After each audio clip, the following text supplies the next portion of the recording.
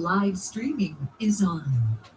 Greetings and welcome to Stunt Hangar Video Hangouts. My name is Charles Carter, and I will be your host this evening.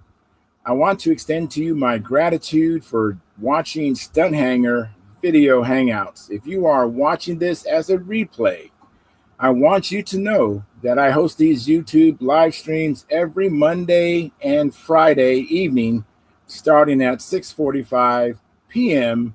Pacific Standard Time. So please make a note of this so you can watch or be part of the live stream. Plus, we have an after party following the live stream, which is sometimes better than the live stream portion. You must be a registered Stunt Hangar Forum member to find the link to attend the after party. Now, here at Stunt Hangar Video Hangouts, we talk about building and flying model airplanes, sport flying, competition flying, and what you've been doing lately.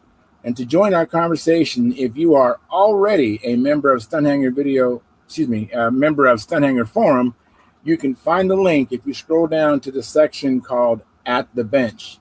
Now, if you're not a member, please register at stunthangar.com/SMF. That's stunthangar.com/S as in sunset, M as in Mary, and F as in foxtrot. You must place a space between your real first and last name when you register.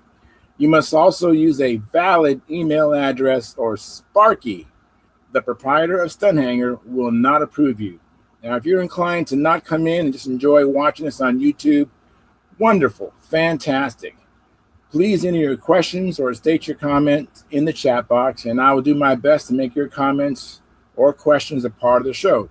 Now, understand, sometimes I can't get a word in myself, so be patient. I will ask our illustrious panel your question or state your comment. Now, if you find Stunt Hangar Video Hangouts or the many building videos that Sparky does on this platform informative and enjoyable, please give us a thumbs up, give us a like, subscribe and share the videos. That helps the channel grow. Plus your comments also help. And I'll do my best to catch up with the comments.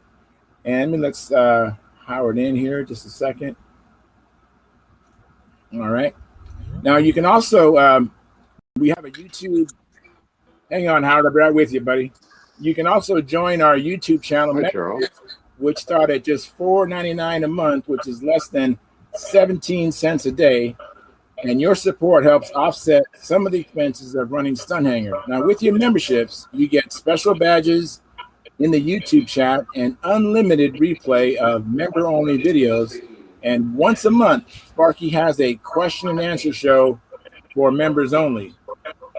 Now, you can also use the super chat, which is located at the bottom of the chat box. I'm going to mute you for a second, Howard. Let me see where you at here. Hang on a second. Hang on a second, Howard. Just a second. Hello, I'll be right with you. Let me just finish the monologue here. Good. Please. All righty. And let's see here. All right. Okay. So anyways, once a month we have these, Sparky has a question and answer show for members only. And you can also donate to our super chat, which is located at the bottom of the chat box, to make donations, which doesn't require a monthly subscription like the YouTube membership does. But in order to donate, you need to come in during a live broadcast. So make a note. We do this every Monday and Friday, starting at 6:45 p.m. And you can come in and on the YouTube side, you can see the super chat, which is on the bottom of the chat box, and make your donations then. And if you want to just pop out, that's fine too. But I want to thank you for your past, your present, and future support. Please keep in mind that this is a family show, so please keep your comments family room friendly. In other words, please don't use words you wouldn't say around your children or grandchildren. And without any further ado, we're going to go ahead and get started. And hang on just a second. Let me post this. Great. Fantastic. Let me see what we got going on. Well, Tom Rammel's out there. He says, like. Thank you, Tom. I appreciate that. And Howard, you're going to need to unmute your mic. I muted your mic. But you don't have to if you want to just talk to me. I'm not going to hear you. I'll just see your lips moving. Looks like you froze up, Howard.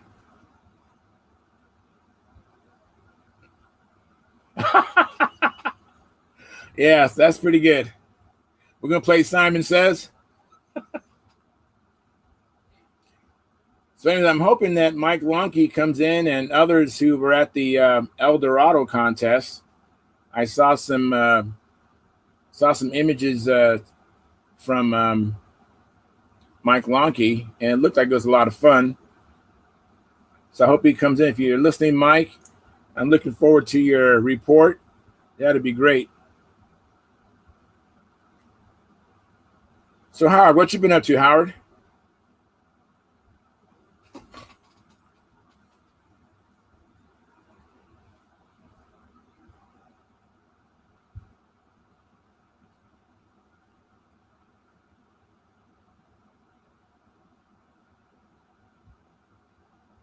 Seems like when you get in front of your mic, it freezes for some reason.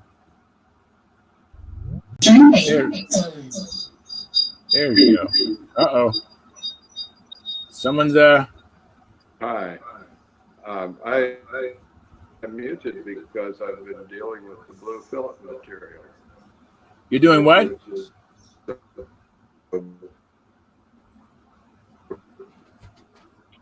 What's the N on your shirt mean? Oh, Nebraska. I have a brother-in-law. N on your shirt. Yeah, I have an N for Nebraska. Nebraska football. I have a brother-in-law who was assistant coach there for 26 years. And now he's not a coach on the field, but a developmental coach, kind of in the box. And and so I have quite a few Nebraska paraphernalia. I have a national championship watch, which I'm not wearing, and some other stuff. And, during the 90s, Nebraska was pretty dominant. They won like 3 national championships during the 90s.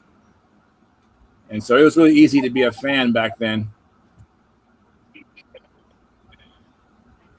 I see Sparky's. I don't know. Yeah, I don't know if it's me. I see your signal strength is non-operational, and I've seen it go as high as good, but I've seen it kind of flutter down in the lower range. Right now it's good. This second is good, but it keeps changing. Can you hear me, Charles? I hear you, Sparky. Thanks for coming in. I was having all kinds of problems with video. I'm at the far end of the shop. Maybe I should move to elsewhere. All right, Howard. Hey, your plane's looking good, Sparky. Thank you. Thank you. Wow, it looks really nice. Hopefully we keep it light. Yeah. 57 ounces, right as it said. Let me make you big, Sparky. While you're holding it up, let me click on you. Wow. You said it's 57 ounces as it is right now? Yep. Wow. That's with the propeller. That is nice. But it still has to be cleared. And I got to get the checkerboards on the bottom. But this looks more like the original Continental than my other big Continental did. That looks nice. That looks really nice. Going to be black checkerboards on the bottom. Okay. And the gold leaf too? Or are you going to kind of abandon that idea? No, I'm going with that. Yeah. Gold leaf is the easy part. Oh, yeah? Wow, it looks good. I like the stars. That's different. I don't think I saw that before. It's because it wasn't there. I mean, on the other Continental, I mean. Yeah, it wasn't there. Okay. All right. I wasn't sure. That looks good. That looks really good, Sparky. Proper flag etiquette is for the point to be going in this direction, but I don't think it looks as good as the point going in that direction. But I guess when it goes up, when you look at it from the the other. Oh yeah, right. I can see it's kind of like a rocket kind of going up. Yeah, I can understand that. Yeah. When it's coming down, though, it's back. Yeah. Yeah, what goes up must come down. Right? Yes. But that's proper flag etiquette, so I did it the right way. That looks good. Very nice. Very nice. Hey, Gerald, thanks for coming in. Hi, Sparky. Hi, I'm Charles. Hey, Gerald, this will be white. This is back mask. When I paint this blue, this will be red, blue, white stars, and then a red nose on it, just like my other one. Very nice. Wow. I like my shotgun cowl. Oh man, I wanted to see that. I know I saw you shaping it. Oh, it looks great. Brilliant. And my Oh yeah, that looks nice. Oh, cool. Very nice detailing. Robert, do you have a vinyl cutter? yeah, What kind? it's a U.S. Cutter MH 870, I think. Do you like it? Yeah, it works real good. What do you output to it from? I can use SVG, or I can import a JPEG and trace it and transfer it to a scalable vector graphic. Oh, okay. So you have Vinyl Master or No, I have Sure Cuts a Lot? Sure Cuts a Lot Pro. Okay. Well, you got some files? No, I'm shopping for a cutter. I'm real happy with the vinyl cutter. Okay. Very good. It's about $300. It's a 36-inch bed. Wow. Big one. Right there. Oh, yeah.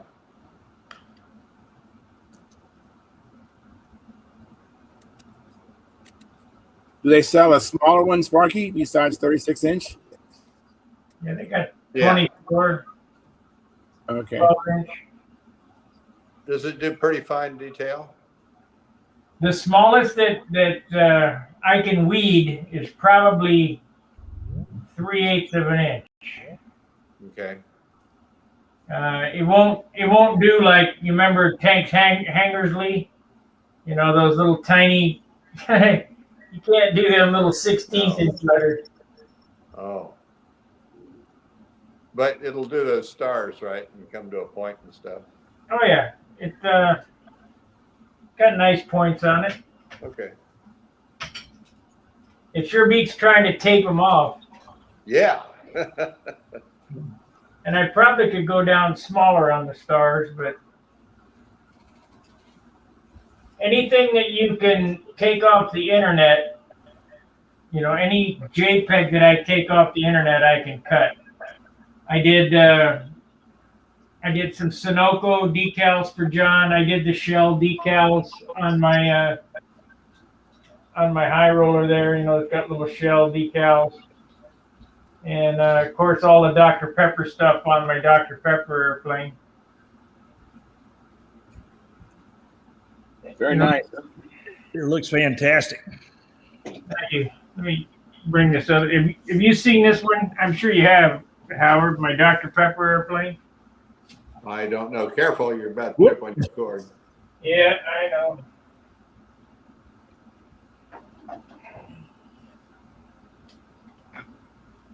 Mike Lonke says he will be in shortly. Good news from El Dorado contest. Yeah, they had a pretty good weekend, I think. Yeah, it sounded very well. Oh, that is pretty. Isn't it? That is. Yeah. I like the wave checkerboard. That's what I need to figure out how we can how you get that.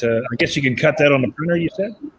Yeah, I cut that out. I took it off the internet. Just type in checkerboards, and they got a whole bunch of different patterns. And I just took them off the internet and trace, a trace program or whatever on the cuts a lot. Right. And I cut them. Howard, that reminds me of your airplane with the way that is, except yours is a little wider than on your couple of years ago. Yeah. Yeah, I tried to get that rolling graphic file from Howard, but I couldn't load it into my cutter. I don't know. Oh. Yeah, what is it? A DXF, I think. Yeah, I can't use a DXF file.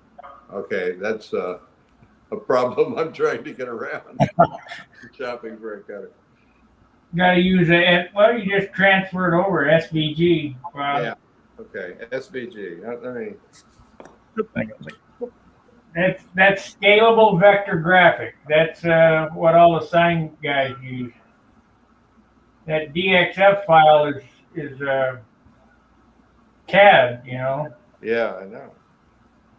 But I might be able to bring it into Inkscape and change it. I've never tried that. But.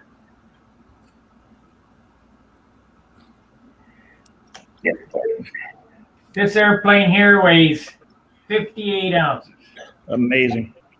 Wow. 59 ounces on this one now. Wow, that's nice.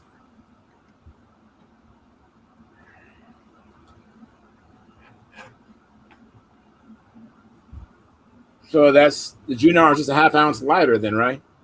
Yeah, Junar is lighter, less paint on that.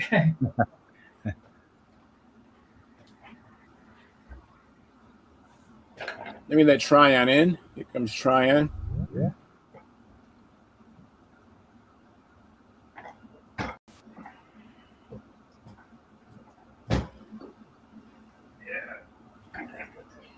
Belongs.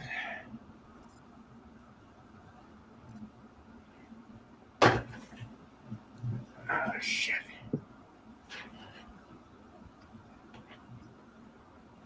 So right now we have 17 concurrent viewers and we have 7 likes, 0 chat revenue, 0 new members. Don't forget to hit the like button. If you haven't hit the like button, please hit the thumbs up. That helps the channel grow. And don't forget our YouTube memberships is just $4.99 a month. That's less than 17 cents a day. Good stuff. Yeah. Howard was knocking. Yeah, I let him in already. Yeah. I thought I did. I don't see him, but let me see if on the side it doesn't show everybody who's in here. He's showing, but it's showing red in his internet connection. Yeah, he's here. Yeah, he's just I think he's in a part of his house that does not have a strong connection. This airplane that I got sitting on the bench here is kind of shiny, but there's no clear on it. When I put the clear on it and sand it again, it'll really pop. Oh yeah. There's probably another 100 hours of sanding left to do.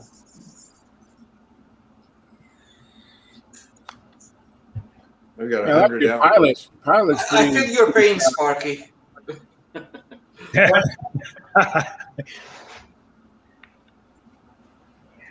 The pilot got some cool hair. Yeah, that's what I was noticing. I saw that one. That was the super fill you did, right? That super fill hair. I watched that one. That was good. I probably have it in my hair. Yeah, it looks good. Who's that ugly guy? Like they're all over. Which one are you talking about? The one in the cockpit. I don't know who it is. That looks like Mark. It could be. I spent 2 days in the helicopter, and I passed the tornadoes in Mississippi last night, and just barely made it in this morning. I didn't get in. Kind of probably flew near your house over during that last big rainstorm. So I was happy to be on the ground. Then I drove back here to Aiken. So I'm happy to be in the world of balsa shavings and powder and stuff like that. So Very nice. Welcome back. I have something to show Tryon. All right. Is Me. you can laser Kevlar. Okay. Wow. This is a sandwich of Kevlar and Roacell and Kevlar and a little carbon to make it look dirty on the other side. Oh, wow. Also, the raw cloth can be cut with a laser. Cool. Oh, really? Cool. But What I did with yeah. Oh, okay. First of all, Howard, I didn't know you are with a Kevlar, but this is, Tony says, don't tell you about Kevlar. Anyways, I don't like Kevlar. This is 30-year-old Kevlar. I figured while I'm dealing with Superfill, I might as well deal with Kevlar and just get it all the bad stuff at the same time. yeah, I don't like Kevlar either, to be honest with you. The only thing I use it for is hinges. That's it. Elsewhere, I stay away from it if I can help it. I thought you used Kevlar for lead outs. Yeah, lead out. Yeah. I mean, that's already, I mean, I don't have to sand on it or, mold or something like that. It's just a raw material, right? Yeah, okay. But that's what I mean by that. Oh, I hate, okay, let me correct that. I stand and correct. I hate Kevlar and I don't use it unless I can help it in my molded parts. Yeah.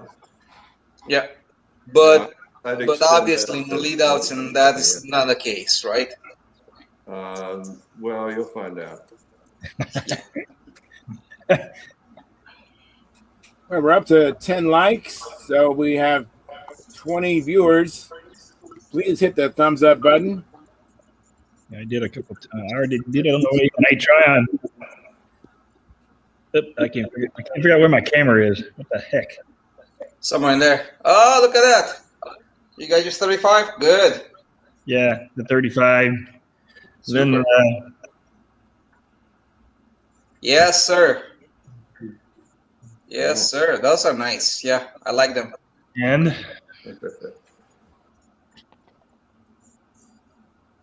I guess Oh, I guess goody. I guess Is that there's the 800? it's the yeah that's the 800. What we talked about. Yeah, 800. 3542, the 800. Wow, that's going to be nice. That's going to be nice. That's 800 kV. Yeah. Yes, sir. All right. So yeah, I got back home. I had lots of little gifts like Christmas. So. Yeah. I had a pretty successful weekend too. Saturday, I managed to glue that piece that came broken into my mold. Yeah, and it went back so well to the point that I cannot. You cannot possibly tell it was even broken unless you look very closely and see that hairline witness mark from the glue joint. Yeah, now you have to repolish it. Man, I'm so happy about that. You're just polishing it now, right? Yeah, I'm repolishing these molds for two reasons. They were not looking very good. First of all, the second of all, what I want to do, I'm gonna treat them again with semi-permanent release systems on them, and I have to take all the wax and crap off of them anyway. So basically, I'm sanding the wax off. What a pain in the ass. Wax on, wax off. Yeah, no kidding. So if anyone was curious That's why right, I was laughing because of Mike Lonke's name in here was I was beaten by my kid. So it just caught me off guard. So that's why I was laughing. Yeah, well, we'll get to that. That's actually good. That's actually good. Get him, Sam. Give him some. Make him regret it. Well, that's when you say you're successful. So he's keeping his body in combat.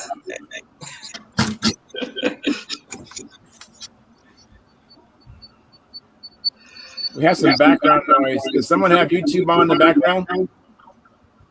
Don't think so. No, Not on my end. no, not here. I closed all the porno sites. I listened to that. Did it happen after I came in, Charles? I can leave and come back. You can try it. I'm not sure when it started. Well, no, I'll leave and come back. All right, thanks, Mike.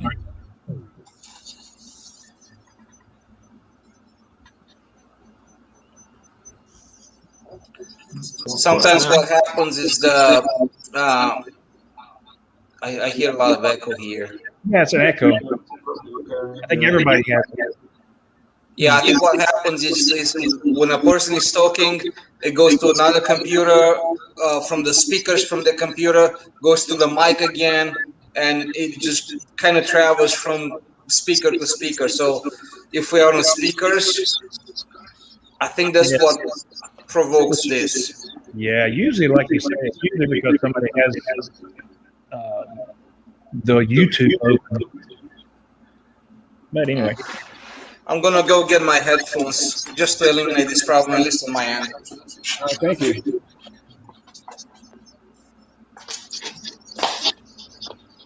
I probably wouldn't stay long. I've got to go and do some jobs outside.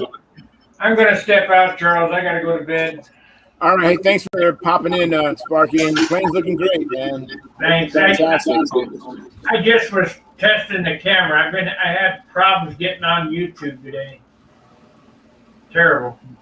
Okay. Well, get All some. right, buddy. Talk to you later. All right, talk to you later. And Gerald, you're gonna pop out too, Gerald?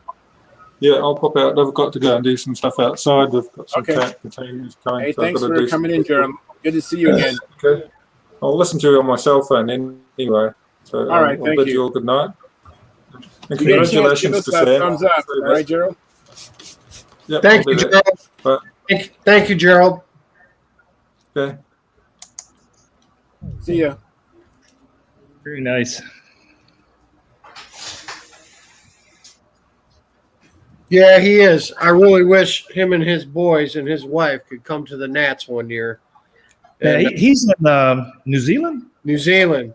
Yeah. And I've already made promises to him like 2 years ago when he first started hanging out with us. I said, man, if I ever win the Powerball, you and your family are getting an all expenses paid trip to the Nationals, man. I don't care how much it costs. If I win the Powerball, I'm putting them all on an airplane and flying them to Munster for a week, man. Yeah, 'Cause that'd be. I would love to spend a week with Gerald and his boys flying airplanes. Hell, his wife flies too. You And know? his sister-in-law also. Yeah, they're a flying family, man. So, That's great.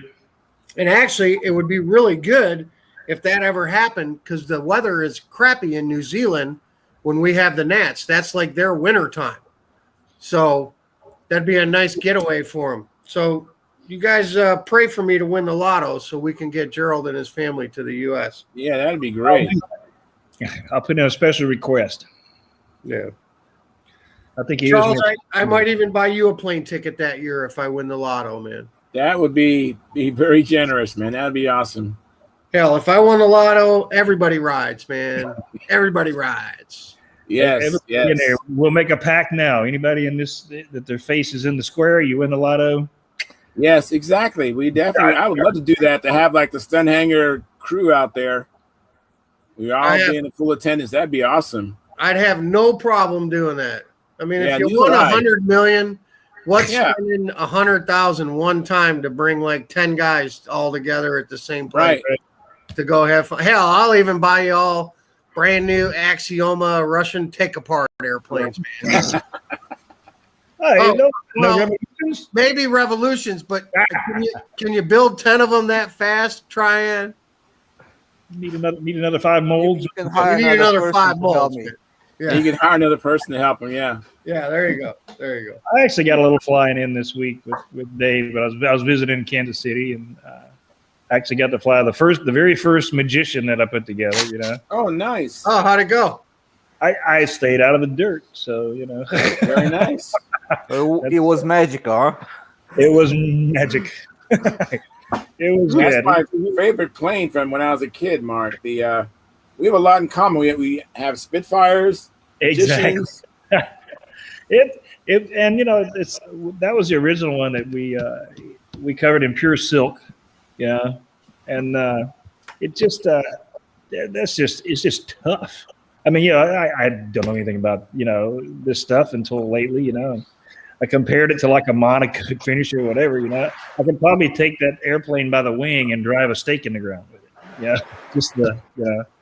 It's just a good finish. The dope and original heavy silk. Really. I got a photo. With whom did you fly in Kansas City? Sorry. I used to live in Kansas City. With whom did you fly there? Anybody I know? Oh, Dave Tribble. Oh, yeah. Did you go to the competition there?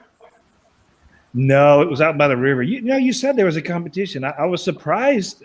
I was surprised that he didn't go, but he's just kind of getting David just kind of getting spooled back up. The Kansas City weather's been nasty. Yeah. So he's just kind of just now spooling up. He's recruiting for the Nats too. Well, yeah, he's trying to recruit for the Nats, and he asked permission today if he could fly Classic on Stunt Hangar. Like, is anybody gonna be too upset if I fly Classic? Oh, hell no! Go fly that shit, man. Sorry, go fly that event. Yeah, exactly. But you're running the Nats. You can have a morning off to go fly, put in a couple official flights. Exactly. Right? Yeah. Let me see if I can. I'm going to attempt to do a share here, but you know how that goes. That'd be great.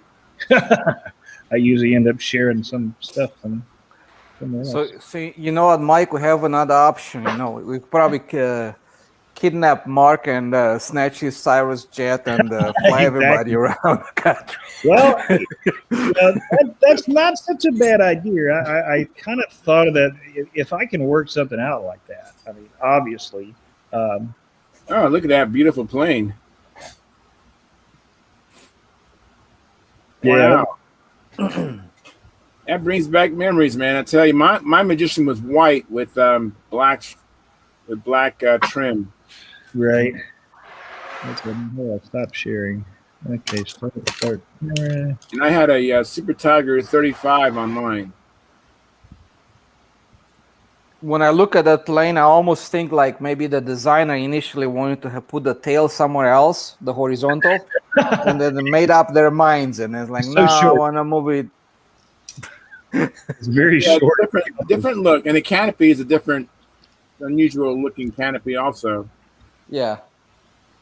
The shape of it's peculiar. Hey, but that's the plane I learned to do figure eights and fly upside down with. So. Oh yeah, yeah. Oh, we'll get the job done. Let me see what I'm doing here. Okay. Well, that looks nice. And this is one of Dave's. He calls it his driftwood. This is all his designs and stuff like that. And then, very nice. Nice lines. Yeah. I like those wheel pants. PA? Yeah. I say that, I'm not sure, but I believe it is. Yeah. Something like a Rojet or PA or something like that. A Rojet was his favorite engine, I'm pretty sure. Yeah. Maybe it's a Rojet then. Yeah. I mean, Rojet, PA, like 6 of one, half a dozen of the other, they're both just as good. Is it? Yeah. Yep. I'm sure you get some arguments with Randy or of course, yeah, or Richard Oliver or Doug. What I have found. Quality-wise, I know many people that took Rojets and put hundreds of gallons through them, and they still run fine. And the same with the PA. The quality just through the roof on both of them. They're amazingly good motors, and they run. Yeah. I mean, I've seen like Wendy with Rogers having beautiful success, runs good for a bunch of guys that won advance and top 5 on a regular basis, and this was PA. I mean, like, take your pick. That's the way I think about it. I have one of each, by the way. Hey, Mark, speaking of engines, did you get a box in the mail? I did, actually, yeah. stick you something in the mail as soon as I can. Your address is on there. Yep. Yeah, it Yeah. is. Yeah. Okay.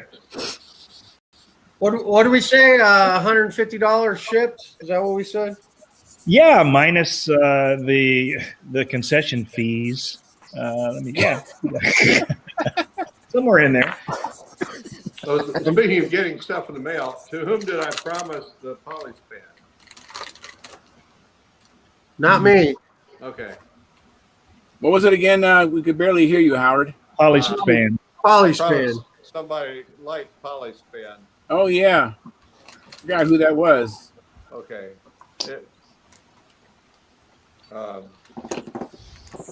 Hey, Carl. How is Bob? Howard? Yeah. Evening, Howard, everybody. talk How to me. y'all? Good evening, Carl. Hey, Carl. Doing well. Howard, So talk to me. What did you mean by I'm gonna learn about the Kevlar or something like that? What did you mean by that? In what application? Abrasion in the lead-outs. Oh, abrasion. Yeah. Like they're gonna fuzz away or something like that? Yeah. That's Okay. what I'd expect. Yeah. Did you try it before or? No. Okay. I thought you tried it before and you had some kind of experience with it. No, but I with Kevlar kite string, people put an overbraid on it where it's going to rub against something. Okay. Okay. All right. I'll keep an eye for it. Good luck. Keep an eye on it. Yeah. Oh, I'll keep an eye on it. Yeah, no big deal. Yeah.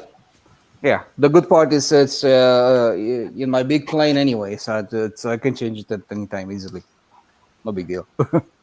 That's true, right? Yeah, that's. I got one more thing. Sorry, Mark. Oh, it's a new project I started in out at Dave's. If I can find the pictures to go through all my.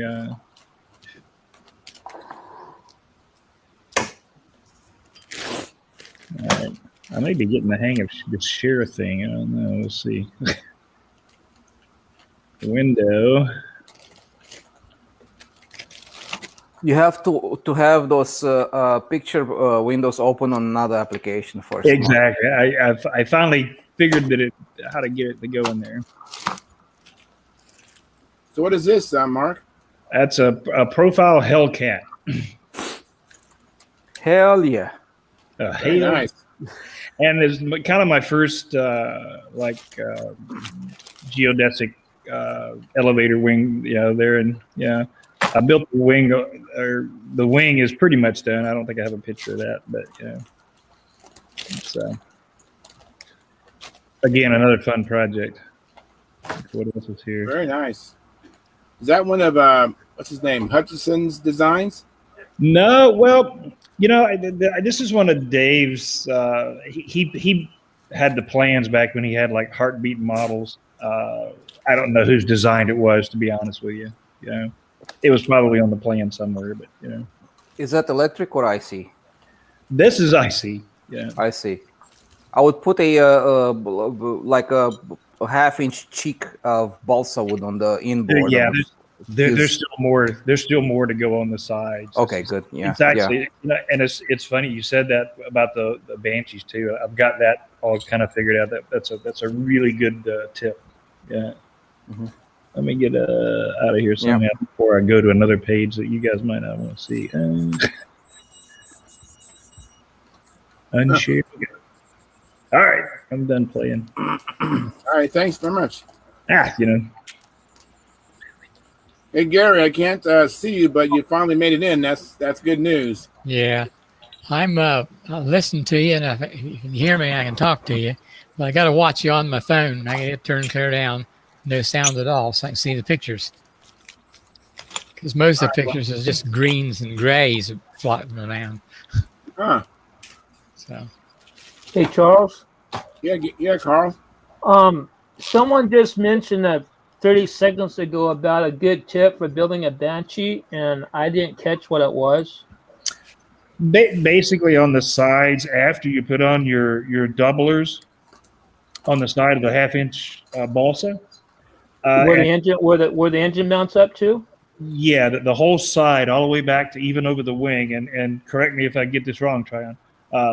Is you take a half-inch, another set of half-inch balsa, and go outside of your doublers and use 1/8 doublers. To get stiff on the front all the way, and you can carry it kind of as far back, into the wing. Maybe what do you think, like 2 inches, 3 inches into the wing. More. You can even go towards the trailing edge. And when you're saying the doublers, you mean like the plywood doublers or 1/8 balsa wood? The double when you're on a half-inch profile, you have your half-inch balsa, correct? And then on the outside of the balsa, you have your ply, which is the ply doubler, and use 1/8 inch light ply there, and then a half-inch again, balsa to make. You're basically making tripler. It's a tripler. Yeah, pretty much, and it'll end up, I guess, by rules, if it needs to be less than 3/4. Is that correct? Yeah. So you put the 1/8 inch balsa wood over the plywood doublers where the engine mounts, and you carry that all the way back to the tail section over the wing. Hang on a second. I'll get a visual aid. Okay, I'm sorry. I'm just. That's okay. So the idea here is that all profile planes have one weakness. If the nose is weak, it's going to vibrate. It's going to create foam in the fuel, and the foam from the fuel is going to go into the motor, and the motor is going to run like crap. Right. That's the idea. Okay. Yeah, I understand that. So you need to make the nose as rigid as possible. Okay. Which means light plywood for doublers, it's a no-no. You might as well just go buy some real plywood. I think a 7-ply 1/8 inch, which is the strongest plywood, 1/8 inch plywood you can find. Mark, take over. That's okay. So you don't use the plywood that comes in the kit then? I would not use that. Yeah. Okay. That's where. Go get some real plywood. This would be the example of what it would, the layers. You'd have the fuse itself, then your doubler. Yeah. And I don't have the full half-inch yet, but you would do that on both sides. That makes sense? Okay. Right. Now, do you do that? You would carve that down. Yeah. And then do you do that the full width of the fuselage? Not the full width. I don't think you could do it probably back so just above the wing then. Yeah. Well, and that's the ones I've seen done that way. Yeah. Think about this, okay? I have not done one that way. I'm just into this new myself, so getting a lot of good tips from a lot of people that seem to be helping a lot. Yeah. Think about this when you think about what's the idea over there. First of all, by using a good quality plywood, you increase the rigidity of the nose, but you at least double it, okay? Right. And then since the rules goes to the 3/4 thickness maximum, right? Just use them and bulk it up with balsa wood. Add another 1/4 inch balsa on the outside, so you get a 3/4 inch thickness on the nose. Okay, all of this can go. Actually, ideally, the theory is that the motor makes the vibration, transmits it through the fuselage, and the wing absorbs the vibrations. Okay, so as you get your doublers, if you go close to the trailing edge of the wing, right, it's better than just going to the max, because you only have a little portion of the wing kind of absorbing of the vibrations. You want to go. Actually, Wendy was a big proponent of this, of getting those doublers, those plywood doublers, on his full body fuselages all the way behind the wing. Okay. How far behind the wing? It's probably wherever the flap starts. Okay. Well, just beyond that. Or just beyond that. Half to 3/4 inch behind the flap, but he would start at the top and bottom of the fuselage. Say, fuselage is here and here, and the flap horn was here. he'd taper it back and bring it around that, because that's the point where most of your cracks start, right there at the flap joint. Okay. Yeah. All right. Thank you. Okay, you're And welcome. This is kind of an inside joke for me and Tryon, but they actually moved, Betty. Nah. You didn't Oh, blow good. it up this time, huh? The last one on that profile knobbler, I let the thin CA get away from me, and they were glued tight as a, you know. Do not believe you are the only one to ever do that. Absolutely. No, he's the only one who ever did that, right, guys? Yeah. Oh, yeah. You're the only one ever done that. Nobody ever did that. Let me get away from this window. The lightning bolt might get me. and Tryon has his DNA all over the inside of the airplane because when you're trying to get it loose. Yeah. I hope nobody's gonna do any shenanigans over there, so that they might track me down. They can track the Romanian blood. Yeah. Yeah. Oh, it's a Romanian for sure. What Romanian was here in the past? Let's check his phone numbers there. Who's this guy here? This sounds Romanian. And I think I'm learning from Philip. You know, I don't know how many projects I got started now, but what I'm finding out is, for me, if I go slow on a project, I'm much better than trying to marathon build something, because when I try to marathon build it, I just want to get finished. So, I can finish this in 2 days. I can finish this, you know. But then that way, when I really start to continue to learn to fly, when I make a mushroom cloud of balsa wood, I can take the lines and hook it to another. Yeah. And you know, and we've all done it. You know, it's just such a good thing. It's fun. Yeah. Carl, I want to say something else about the noses on a fuselage. Yes. If you go electric, none of that stuff is necessary. Zero. Yeah. Actually, you can get away with even a built-up nose section of the fuselage and put some 16 balsa on the outside and call it a day. That's all you need. There you go. They have zero vibrations. They electric motors don't make vibrations. They're very smooth and they're typically a little bit heavy on the package. So what you do, you pay the price on the battery and the motor side and the ESC for a little bit heavier, but you build the nose of the fuselage a lot lighter. I see. Make sense? And it does. And you don't have to Dan. foolproof anything. Yeah. Hey, Danny. Yeah. See you, buddy. Yeah. So keep that in mind. I'm not sure if you're ever going to do that. But I might go to electric just because it's something different, and I like to learn the electronics part of the technology. But I'm not ready to go over the dark side yet, as they say. So. You know, I got accused of that Saturday. Good. Let us go to the dark side first and do better than you. We like that. The less competition we get, the better. There you go. Yeah. Well, you don't have to worry about me being competitive. I think I'm too old to be competitive, but I just enjoy the hobby. I'm too. I'm very old too. You're not too. Oh, good grief!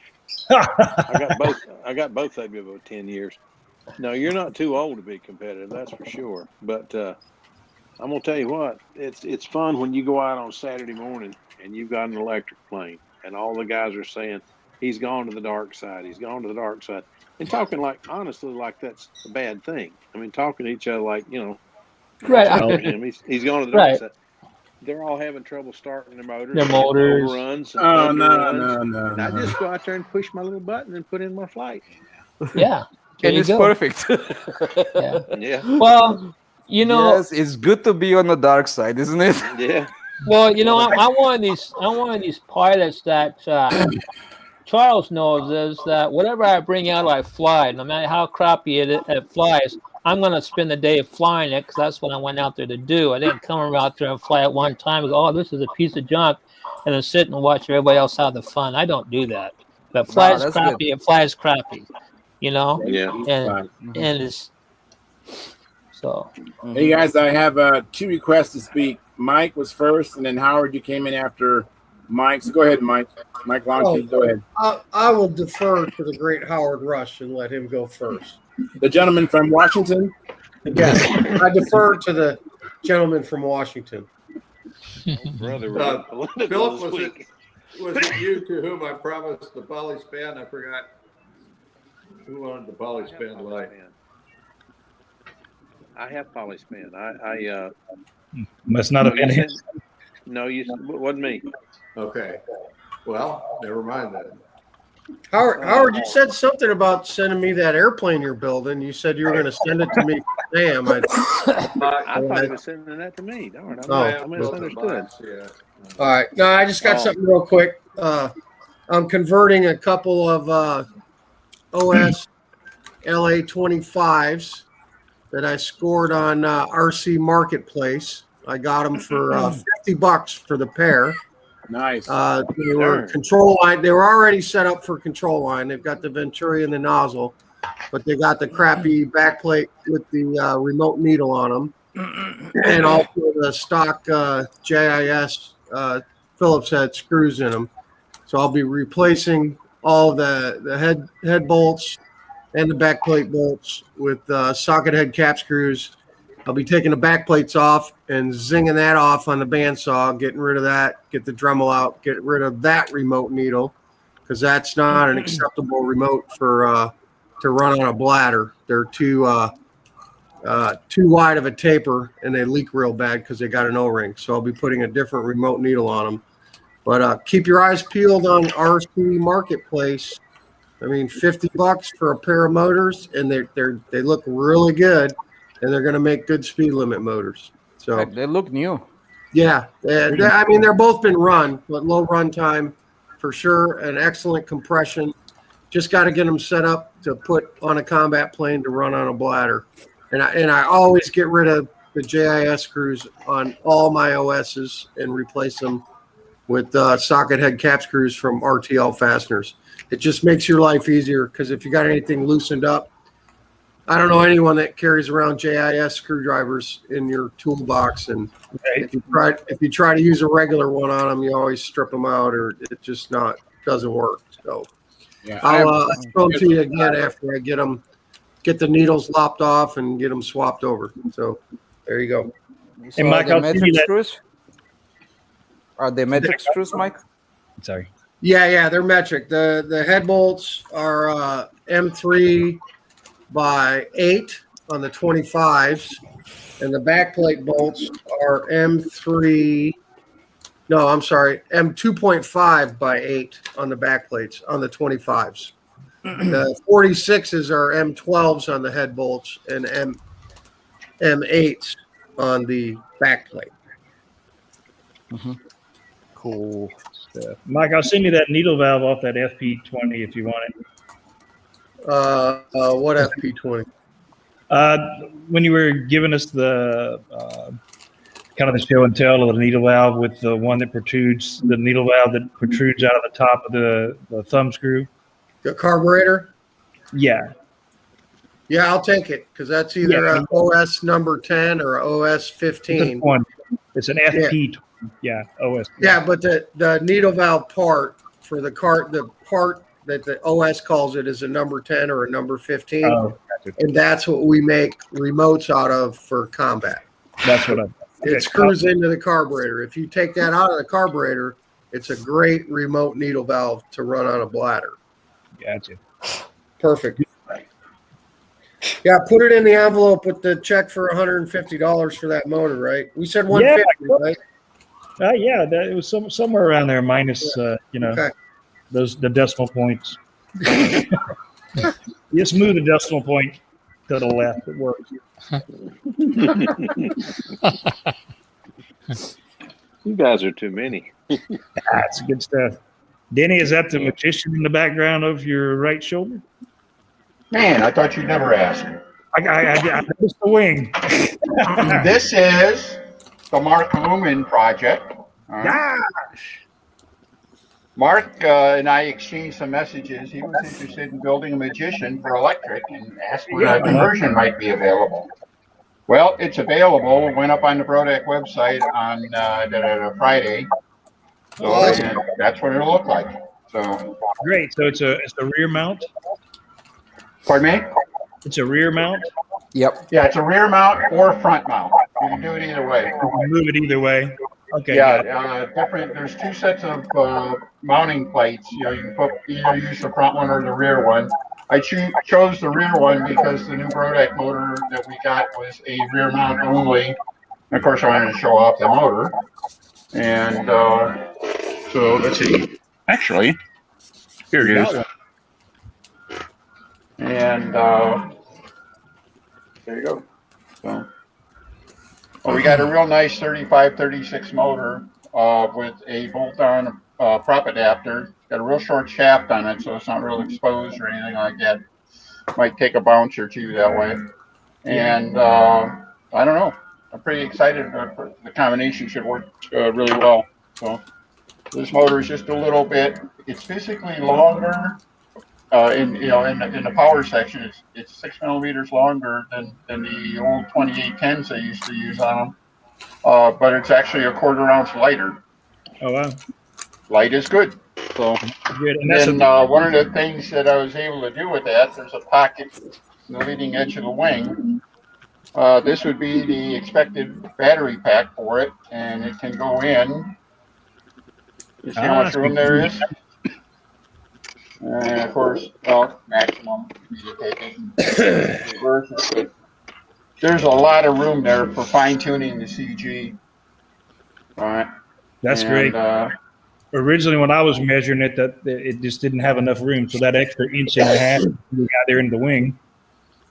Perfect. Yeah, well, I've been doing that on most of them anymore. I think there was, the nose was long enough to put the battery in and everything like that, but it would have been basically a one size, one configuration. And the wing, it's pretty doggone easy to build in a little, just a little spar. It runs basically this long. And with that, you get about 1 inch of extra battery pack. So very good. And that's a 3S or a 4S for that motor is like a 3S battery.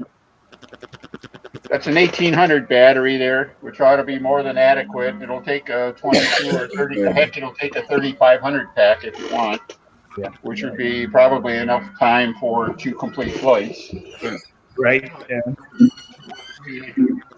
1802. So. Yeah, good. Danny, how do you build all these airplanes? I should show you what I got here. All I can say is you have no idea, and let it go at that. All right. Let's just take a quick look straight up here. In the rafters. Oh my! Well, I like that elliptical wing. What is that? Oh yeah, that screams at me. Exactly. That's the tail of the Blue Angel, the wing. That elliptical wing there is the Walter Umland Seafire that I helped him design. There's 2 Orientals over here and an Arf Nobler that I was modifying for somebody else. And wow, light's not on here. I ran out of room for hanging them, so I just got a couple on the floor here. But I'm working on a couple more kits for Brodeck. Let's see, that tail, that elliptical tail there, that's the fuselage. It's a bolt-on wing for the Seafire. So, wow. And the one beyond that that's sticking out, that's the Gypsy. And let's see. Up on top. Machine gun. What is that machine gun I'm hearing? I don't know. Okay, those wings you see up there, that's the Bearcat and the I don't even know what the other one is. Oh, yeah, that's the Gypsy wing. So good stuff. It's going to be interesting to see if I can remember which wing goes with which fuselage when I go to put them all together. So. I feel so much better about my basement now. Here's a dumb question: how come they're not finished? More projects than I do. The problem is your woodworking is impeccable. Is that a problem? I've done 41 conversions for Brodeck, all right, and every one of those has a built airplane, or I should say a half-built airplane, because I get them like to the point of the magician here. and I'm going to keep it in pieces because it's just easier to store it that way until I get around to finishing it off. So. I was going to say, if you weren't going to finish the Bearcat, I know where it could get finished, but you're going to finish it. I love Bearcats. I can't help it. You like the Bearcat? Well, you've got one, right, Phil? Everybody loves the P-51 Mustang, but I've always loved the Bearcat. When I was a kid, Corky Farnoff and his father came here to Winston-Salem in a pair of copper, and I can't remember what the other color was, Bearcats. And I thought that was the darndest thing I'd ever seen. I still love Bearcats. The sound of that big radio. Oh yeah. I remember the Bill Farnoff Bearcat doing theirs. He went wherever the Blue Angels went. He did. And I understand that the ground crew actually was, helped work on his stuff. Now I remember seeing just once, we were somewhere in one of the hangars, there was a Mustang that looked just like the Bearcat, Farnoff's Bearcat. They did. That was Bill. Okay. That was Corky's. I never saw it fly. I only saw it parked in the hangar. I didn't either. I saw pictures of it. That's all I ever saw. Mm-hmm. But my understanding was that was Corky's airplane. Although I have heard one of my buddies tell me, no, that was Bill's, but he never saw it fly either. All I can remember ever seeing was pictures of it. Mm-hmm. But I do love the Bearcat. That's a neat airplane. Yeah, I got to remember story, little mini story. Al Ray, of course, had a Mustang. Then he had a couple of Bearcats, and then he had the Sea Fury. And then later on, he brought it back. He brought out I call it his ultimate Mustang, the full molded fuselage and all the cross sections. Yeah, that was great. And I remember him asking a friend of mine called Roland McDonald, famous flyer from the Detroiter and everything like that. But his son Bob, all right, still around.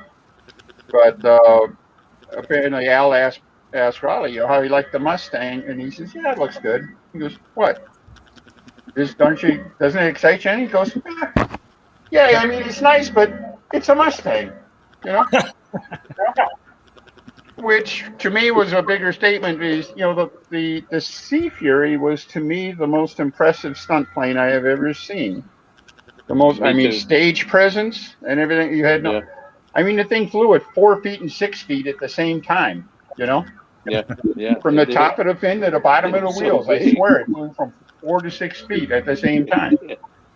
And I think the cowl was like, I think it was 8 inches in diameter. I mean, it gets bigger, I suppose, every time I think of it. But it was just so different, so in your face compared to everything else. And, the Mustang's a nice airplane, but I mean, it just doesn't have the call it character, whatever. Yeah. I mean, I don't mean to knock Mustangs. Mustangs are good birds and all that, but it's just the others have more. I don't know. I could say something politically or unsavory here about it, but they just have more of it. They got the big round motors and everything like that. Just got more of it. So same in the big airplane world too. It's, I think I tell people nowadays, if you've never lived until you try to start an R2800 in Missoula, Montana, in the middle of the winter at 2 a.m. Oh, brother. Oh. I've been to Missoula, Montana in the winter, and it's cold. It's a coughing and spitting and oil and smoke, but once it gets going, it's it's good stuff. So yeah, that's every radial I've ever seen start. A lot of smoke. Oh, it's just that's just my design. Yeah, it's just where the radio. Something. And if it ain't leaking oil, don't fly it, because that means there's no oil in it. If there ain't an oil puddle underneath the radio, don't get in the damn thing, man, because it's empty. That's the truth. When we parked all of our DC-3s and even the old Beach 18s and stuff, we parked them. We'd pull the bottom plugs out and put a drip pan underneath. Yeah, and we'd come back in a day, and you'd have a good quarter gallon or half a gallon of oil. Yeah. Hey, Mark, speaking of DC-3s, the boys showed up in Tullahoma this week. They came from Florida with a truckload of stuff. They've been in Tullahoma for the last week putting stuff on Mr. Douglas. Have they got the engines mounted? I didn't see that yet, but there's 3 of them. They're there, and they've been working for the last week because they put up a post and said, "Hey, anybody who's friendly to the cause, bring us some hot meals. We'll be out here working on the tarmac for the next 2 weeks." So I can check later and see what their progress is. But yeah, the boys from Florida are up here getting her ready. So that is just good to hear. Getting him ready, I should say. Yeah, this thing has got a lot of history. Well, I know when they get ready to fly it out, which I'm sure they'll announce, I'm going to go down there and I'm going to be there when they taxi it out and fly it out of there. Good, man. Yeah, get us what plane are you talking about? It's a DC-3 that was pretty famous in the skydiving world. I flew it a bunch of years ago, and it was called Mr. Douglas. And it just went around the country. Yeah. Made the air show circuit. Yeah, so they went to drop zones. It was a skydiving plane. It was a different drop zones, and it broke down in Tullahoma, about an hour away from me. Like that was it was when I was working at Tennessee Skydiving Center in Tullahoma. I showed up there in 2005. It was already sitting there on the runway, not running. So I don't know what year it broke down in Tennessee, but it's been sitting on the runway at an airport an hour away from me for at least 16 years. Yeah. And the owners just didn't have money to put an engine on it. You know, they ran out of money and it sat. But they started a fund to save Mr. Douglas, and they got people throwing money at it. And they've been restoring it for like the last 2 years. The guys down in Florida, they come up every once in a while. They pull a bunch of parts off it. They take them down to Florida, refurbish them, come back, put them on the plane, grab more stuff, take it down to Florida. That's cool. And they're here now. I think they're really, really close, though. They're really close. Very good. Where are they going to take it when they get it fixed? It's going to hit the skydiving boogie again, man. It's going to be a jump. Cool. Yeah, they're going to take it around and let people skydive out of it again. Maybe for nostalgia, they'll fly it down to Columbia once. And that's a personal joke between me and Mark. But that's true. Yeah. Let me interrupt for a second. Hey, Dennis, long time no see. Glad you came in. You want to get us caught up to what you've been up to? About 5'7" last time I checked.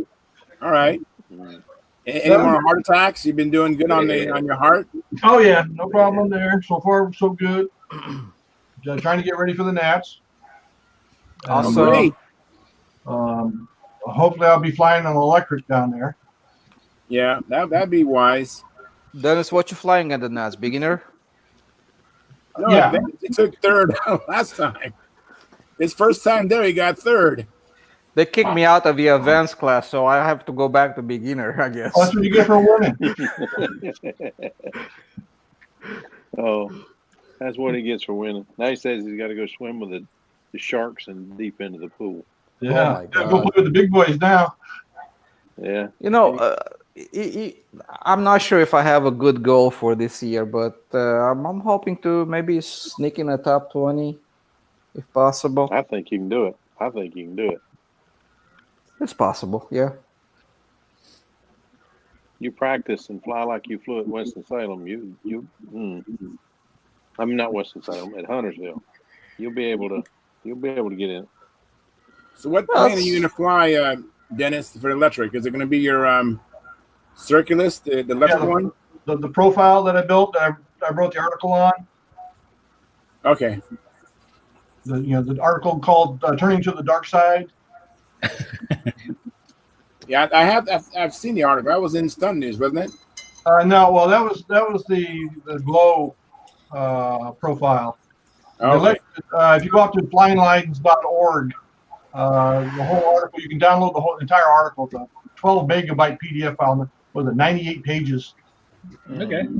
That you can download. It's all about building it, designing it, flying it, and some of the issues I came across with my first electric. Cool. What's the name of it again? Turning to the Dark Side, the building of Circulus 46 IIE. And that's on Flying Lines. Flyinglines.org. Check the aerobatic section. Yeah. Okay. Did you fly it yet? Oh yeah, I've been flying. I got about 130 flights on it now. Oh, then you should be ready to win. Holy And, moly! I can fly 130 flights in a year. Howard sent me some wedges, some trailing head wedges that we put on there, and trying all kinds of different little things, and it's working really, really well. And I kept everything as simple as I possibly could, so the electrical side has been pretty straightforward. Don't tell them that. Somebody mentioned how nice it is to go out to a flying field, throw a battery on there, run your lines out, and just hit the button, and you go. And it is that easy. It's not. Once you get your settings set, there's nothing to it. Hey, since we're kind of on the subject now, and me being new to everything, including electric and IC, whatever, could maybe Tryon or maybe Denny come up with maybe a short speech on like battery upkeep, and like I know me and Tryon gave me a pretty good lesson on how to keep it to discharge it to like a storage charge, and if you're gonna is there anybody that can just expound on that a little bit as far as like I've got these batteries that just come in the mail, so now what do I do with the batteries while I'm sitting here not building the airplane? I put them on charge for storage charge, and put them on a shelf. They're already there. Okay. They're already at storage charge. Yeah. Right. They're all stored and sold like that. Okay. Okay. And they can stay like that for years. Really? No discharge, nothing. Okay. Yeah. That's very good. I probably overdo it because I'm a nervous Nelly anyway about storing stuff. But I store mine in old it's Army. Like ammo can? Metal ammo cans, yeah. And the 4 cells are in this one, and the 6 cells are in this one, and 5 cells are in this one, just so if one of them does explode, I might lose all of the 5 cells or all of, whatever's, but I won't lose them all, and hopefully the house won't burn.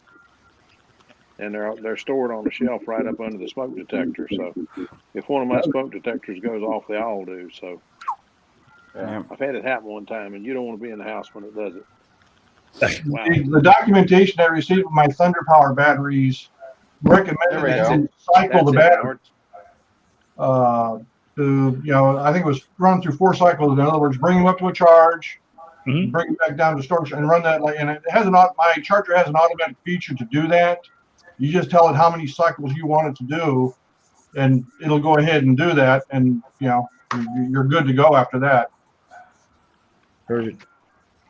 That answered the basic question because I didn't know what if they don't lose any charge. That's pretty good. Yeah. Don't. I've had some downstairs now, 6 cells for 2 years, and they're still sitting on storage charge. I check them every once in a blue moon. They sit right there. Perfect. Dennis, you want to add something?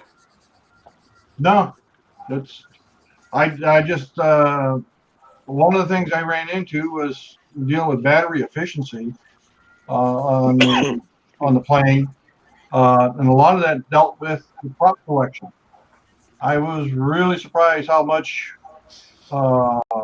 props can affect the efficiency of a battery when said and done. And so at the beginning, I was running these heavy props that, I started off with the APC, the 2-blade, and it worked out okay. It was fine. I switched to a Zor, the wood electric prop, and I went from averaging between 16 to 20% battery capacity to 24 to 28% just by the change of a prop. And performance improved greatly because what it did, that wood prop being lighter, allowed me to lower the RPM down of the motor, and which helped make it even more efficient. So I was really pleased with that. Yep. And now I'm playing with the Igor props. And those are 18 grams, super light. And I like those props. Yeah, You're probably going to find out they use a lot of power too, those Eagle props. Yeah, they use a little bit more power than the two blade. Thing got me when you're trying to set your. I'm still using a I can't think of the name of it. A timer that is. Oh shoot, Aircrow used to sell it. I mean, I'm sure RSM still sells it, but Aircrow's not there. KR. Okay, there you go. KR KR, yeah. If you're trying to get that thing to notice, if you're trying to notice a change in RPM as you pull up and all, and that's all it really does. Everybody thinks, oh, it's accelerometer. It's trying to keep the same speed, whether you're going up or down or whatever, and it'll lower the RPM to keep that same.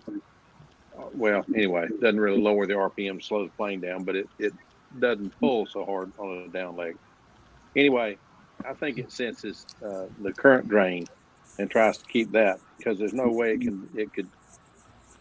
Anyway, I understand a lightweight prop on that thing. You will hear the change much quicker, and it seems to be much more effective than it does with a heavy APC. I've been using APCs forever. One of the things I experienced with the APC the two-bladed prop was it was flexing on maneuvers. And I was talking with Paul Walker, and he said that that's hard on the bearing. You want to try to be able to eliminate that if you can. When I switched to the Zor prop, that took care of it. I use Zors too. It's my weapon of choice. My go-to. It's my go-to. And another kind of newbie question on just since this is the first time I got these engines, for the collet, at least what I'm noticing is that from my normal IC props, this is much smaller diameter, or it seems like it's much smaller diameter. Mine are the ones I got are that shaft is a 1/4 by 28 thread. Okay. Mm-hmm. And they're different sizes. They make them in metric and everything, so you just have to shop around because my shafts on the Cobra and the Badass Motor were 5mm shafts. So I just found a 5mm by 1/4 by 28 thread, and in fact E-Flight had them. They had the long ones. I needed a long one, and they had a long one that worked perfect. Is that for the Vector, Mark, or for what plane is going to be? The Vector, yeah. I got 2 of them, but yeah, that'll be for the Vector. Didn't you get like a spinner for it? I haven't yet because I didn't know what would the design of the shaft would be on how to even put a spinner on there yet. So just get a 1 3/4 spinner, and I think Phil has a Vector too. I do. That probably hit that X Semi or whatever, MXI, whatever the heck it is, spinner works perfect, and it's got the back plate built in. Just order it from Oki Air. He'll know what you want. Okay. He'll know the right one. Just tell him the one I've got, and you can get it for left hand or right hand, pusher or regular propeller. I can't talk tonight. That's all right. But he's got both because I ordered both, and they both work. Mm-hmm. Yeah. So from what I understand, my understanding of the electric motors, they give you the maximum efficiency at 0 RPM.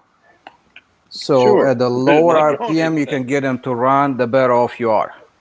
Okay. Mm-hmm. As soon as you start to go high RPM on them, forget efficiency. Okay. So then another thing about electric motors is that one of misconceptions are that some people try to use a small motor because it's lightweight, but that kills everything else. Because of the small motor gets a lot of amps. Now the ESC has to be big, the wires have to be big, and the battery has to be able to pump all the juice into the motor. So it needs to be a high C rating on a battery, and it gets hot. The whole system gets hot. The whole system gets hot. Yeah. So the smaller the motor you use, the hotter it's gonna get.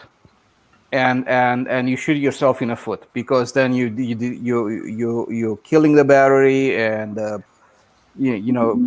things get hot. You have wasted energy everywhere and stuff like that. So I keep saying this over and over again. You know, I try to drive this point home over and over again, and it's true. You know. Well, certainly your aircraft is cool as a cucumber directly after a flight. So that's kind of proof in the pudding. When you're flying it hard, and you can take the battery and the motor and touch it to your cheek. Probably it's just that cool. It's lukewarm, yeah. If anything. When he landed in Atlanta, it was pretty nice weather. But I stuck my finger up in that. You know, it's got a gaping hole in the front of the thing. He's got a nice cooling hole in the front of that thing. I stuck my finger in there and touched the motor. It wasn't even warm. I mean, it wasn't cold, but it wasn't even warm enough. It wouldn't worry me for my 4-year-old grandson to touch it, because it's not going to burn him. It's not going to hurt him. It wasn't warm enough for nothing. I said then, he's on to something. He's got his act together, because mine when I land, everything else is cool, but that motor is cool, but it's not that cool. And I'm just flying a Vector, so. So what you're gonna find out again is that, say you go to the next size up motor, which is an ounce heavier, right? What's gonna happen is that you can go to a smaller ESC, like a 33 amp, 35 amps. I could probably run a 35 amp ESC in my motor all day long without a problem. It's a 60 size ship. Then you're gonna find out that you don't need thicker wires at all. You're gonna find out that going from a 60 amp ESC to a 30 amp ESC 35, that's your ounce that's saved already.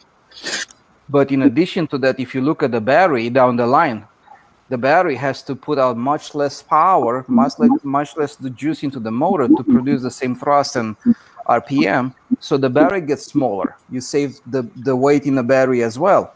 So whatever, it's like grabbing Peter to pay Paul kind of thing. You only keep some money in your pocket at this time, right?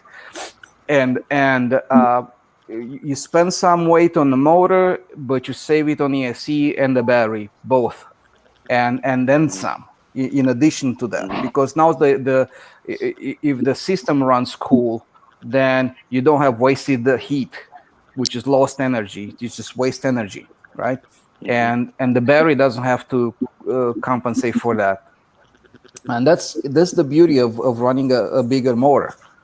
It's just and since the battery are smaller too, guess what?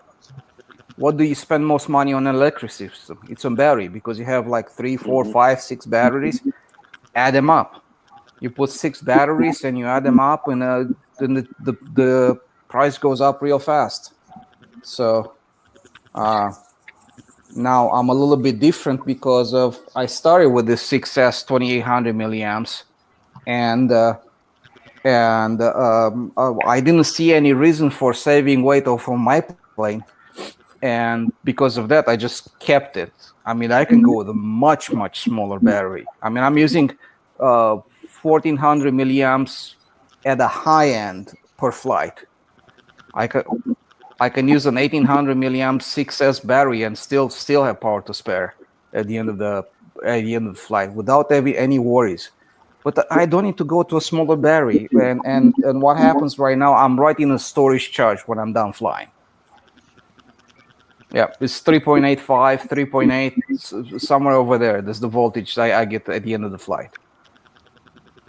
Why change? So I just go fly, put them in my box, and I'm done. Hi, Peter. Thanks for coming in. Hey, Peter.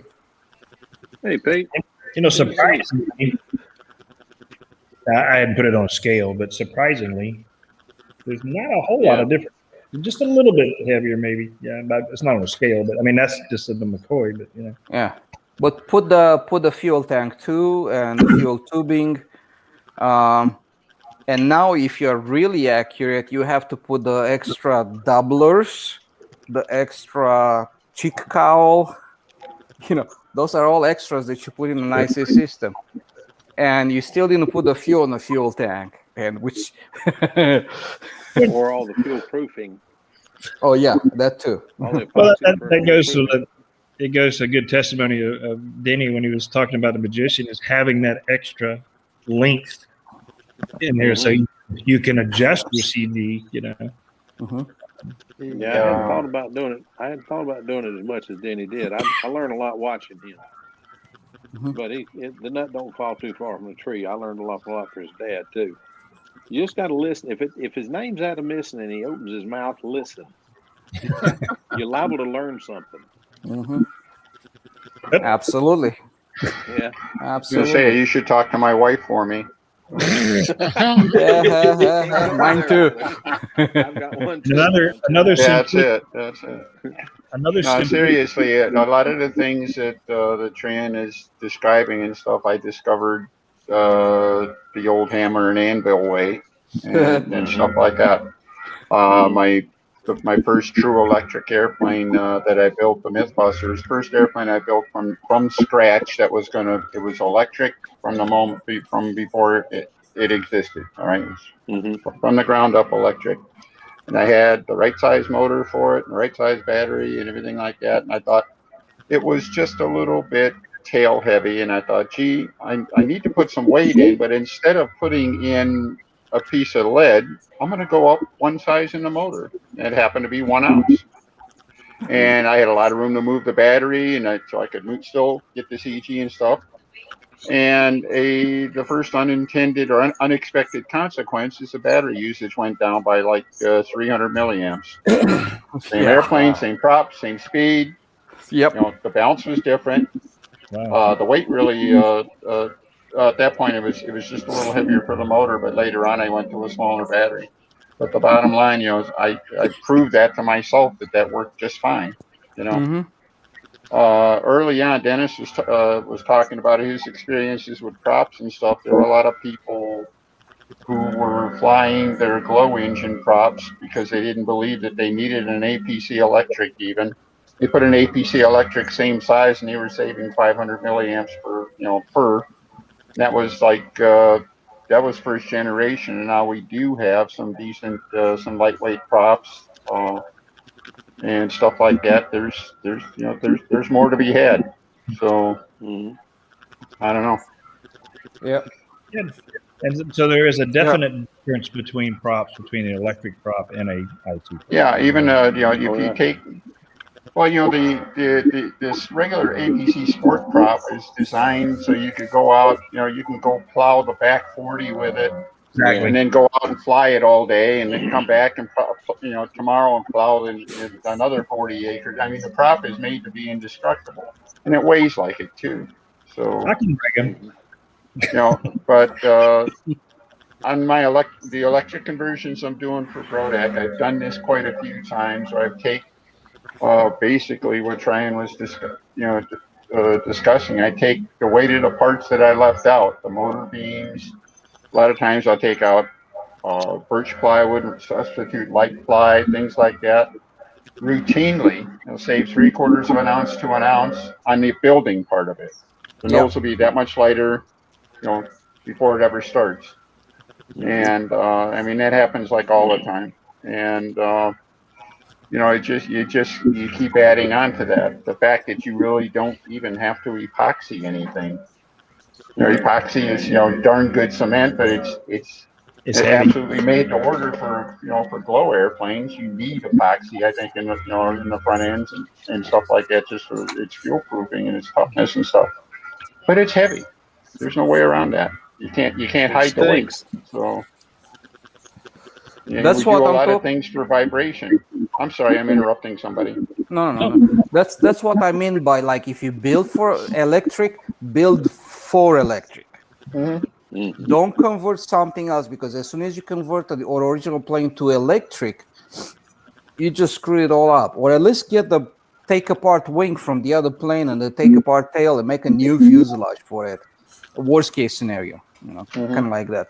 But like you say, Danny, it's like if it's electric, think electric, build electric. So Dennis, on the SB11 electric that I have, should I just use all CA? You think? CA or tight bond. Okay. Use tight bond. I'm using tight bond almost exclusively anymore. I don't even use a lot of CA because I'm tired of gluing myself to things. So I end up using a lot of tight bond. It's just easier for me. The pace I build normally just works better with tight bond, and so I use it everywhere. And I think it's reasonably light and everything like that. I'm not sure. I think CA is heavier than what people think it is. I think it is. Because the tendency is that people tend to ladle it on and stuff like that, and they use it for filling gaps and stuff. And when you're filling gaps with CA, that's not light. So yep. If you put a 3-ounce bottle, I think that's a good idea. Type on. Are you using Type on 1, 2, or 3, or are you still using? I use Type Bond. I got. Oh my goodness! I got a half a gallon of Type Bond one, a while back, and hey, my logic on it was, it's still stronger than balsa wood. All right. And later on, I learning about things like Type Bond 2 is fine. Type Bond 3 may be a step above. And you heard Bob Hunt talking about how he's using it on his molded wood and stuff like that because it's extremely stable. When the wood gets wet and everything like that, more so than Type Bond 1 or 2. I've done some little stuff, if you will, molded wood with Type Bond, regular Type Bond 1 joints, and they worked out just fine. But for me, it's kind of my go-to for everything. That's the fact that you can get it cheap. You can get it at any home supply store. That was my next question. Yeah, I get it. You can get it by the gallon if you want. I mean, you literally can. And then I think a few weeks ago I showed you my little glue bottle that I use for that. Yeah. Got that at the home store too. And in fact, the last couple of batches I've actually started. I thin it out about 10% or so. And it just seems to flow a little nicer or whatever. And you thin it with just water or what? Just water, yeah. Very good. Charles, the thing about CA, if you put a 3-ounce bottle of CA on your airplane now weighs 3 ounces more than it did when you started. Right. If you put the same amount of glue with Elmer's or Type Bond 3, and yes, I actually bought a bottle of Type Bond 3 and I like it. It sands a lot better. If you use that and build it, not only does it sand better than CA does, and you don't get those hard places like CA, but the doggone stuff is light and just easy to work with. It'll fill gaps. It'll do all that stuff. But it's just easy to work with. The CA, I did this myself. I built a part and I had 2 pieces of it glued together and I dropped it on the concrete floor. This had been glued together for days. I know it was cured. I know it was ready. It hit the floor and shattered apart. It just broke into 2 pieces. CA is always brittle. It's always going to be brittle. So if you got a vibrating hammering motor up front, or your prop gets off balance because you dinged it on takeoff or something, and it's sitting there vibrating through the flight, now when you land, you got joints that are coming loose. You don't get that with Type Bond. I think it's just stronger. Well, I think CA, because the reason we like it so much is because it dries fast. Well, if it dries fast, it means that it's basically sitting just a couple of molecules deep in the wood. So, the CA doesn't break, but the wood breaks, one layer, one half a, fiber below where the CA didn't penetrate, Yeah. So that's something I like with the Type Bond is I think the little bit of working time and stuff, it lets it normalize a little bit more with the wood. So what Phil described, I think, is right on. So, Mark, that belongs in a museum. I think Denny's exactly right, but that segment belongs in a museum. I think I've got half a tube of segment and a half a tube of Embroid, and I try to do 1 glue joint per airplane. Glue it and just to get the smell. Good, yes, I know. And that's absolutely enough. That's enough. Yeah. Lord. If I could find some pigment. Oh my goodness, that'd be great. Oh my goodness. There you go, Mike. What do you got there, Mike? God, I'm telling you. All right. Wow, the original. This was in a GWS free flight hand launch glider kit that I bought from Marshall Busby's estate. Actually, it was this airplane right here. I take that back. Not GRS. Time to time. It was a Graupner. Graupner. I don't know how you say it. Graupner hand launch glider kit, and this tube of Ambroid was in it. And Marshall bought these when he was in Europe somewhere at some time. And it's actually still good. It's still squishy, and it's still good. That'd be dang. Good grief. Yeah, I'd like to smell it right now. That'd be great. Is that the water base, or is the what that glue that you guys talking about? Is it water based? Well, it's just like cement. I think it smells like butyrate, if you ask me, man. Okay, so I know what you're talking about. Yeah. Butyrate dope. All right. Right. Yeah. Oh yeah, that's good stuff, man. That reminds me of being a kid, man. Back in Detroit in the basement, gluing together models from Joe's Hobby Shop, Dennis. That's it. That's the way. You know, so there was this and Sigma and Duco cement was the same stuff. I built a lot of planes with Duco. I never used it, but I heard that was pretty good. Yeah, right. It all smells the same. This smells the same as Sigma. It smells the same as Duco. It is. Yeah, you can lose just as many brain cells with either one. Bugs. I don't want. You guys seen that meme of the two kids building a airplane in the basement with dope and Ambroid, and the one says, "I sure do feel funny. Do you feel funny?" No, I've never seen that. Well, they're in a room with butyrate dope and Ambroid doing an airplane, and they're like 10 years old. The one kid says, "I sure feel funny. Do you feel funny?" Oh, that's why. There's one reason that Ambroid and Sigma will always be superior, and that's when you're sitting there watching the late night movie and you're chewing the glue off your fingers, peeling it off. Yeah, tight bond ain't the same with CA. Forget about it. All right. Yeah. But Ambroid, man, it's just perfect. All right, tastes good, less filling. That's why you keep a bottle of this for CA, man. Yeah. What is that? Nail polish. Yeah, nail polish remover. Yeah, acetone. Yeah. Yeah. It smells better than acetone. After a night of CA, and I just stick my finger in, and I do that for about a minute, and it softens everything up, and then you turn it over, and you can go and get that fake finger off your finger. Well, I'm gonna have to try that. I've been doing that the only way I found to get it off my fingers is to sand it off.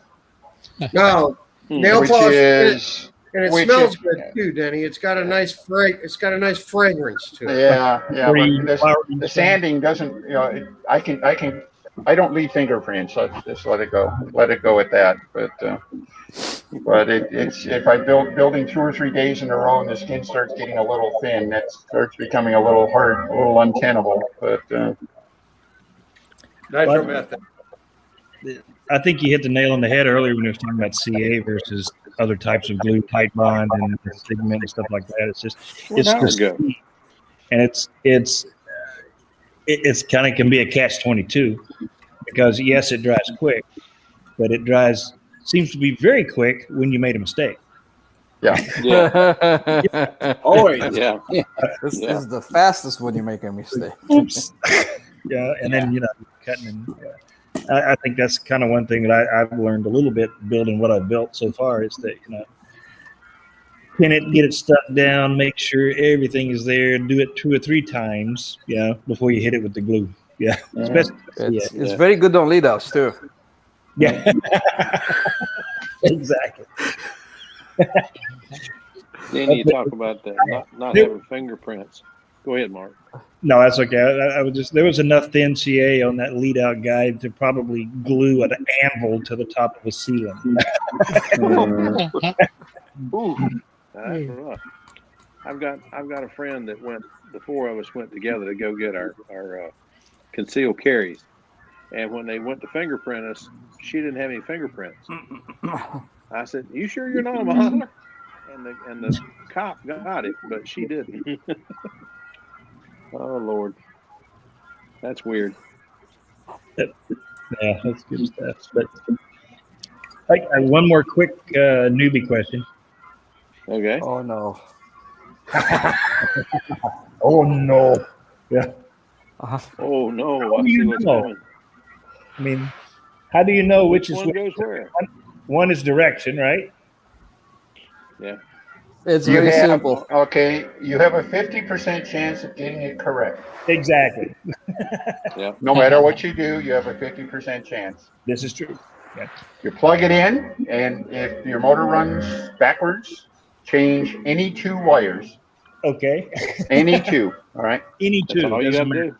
Doesn't matter which, and you should be good to go. Mark, as an old technician, when they told me that, I thought, there's no way they're pulling my leg, but that's honestly what you do. You just hook it up. If it runs the wrong way, switch any two, put it back together, and you're running. Well, it gets better. You think, well, gee, this one's got 3 different colors of wires. That means something. Don't mean squat. All right. Don't mean a darn thing. It really doesn't. And then the ESC may or may not have colored wires and stuff like that. It's just it's really it's one of the scary things. If you don't know what to do, it obviously you want to plug the thing in correctly, right? Right. But now, after you get it right, I would recommend, especially if you're going to be jerking around with it or taking it apart a lot or so, mark them. Sure. Or at least mark 2 of them on both sides, right? On the ESC side and the motor side, and you'll be good. Yeah, so makes sense. Danny, the colors actually mean something, It's red is red, and yellow is yellow, and black is black, and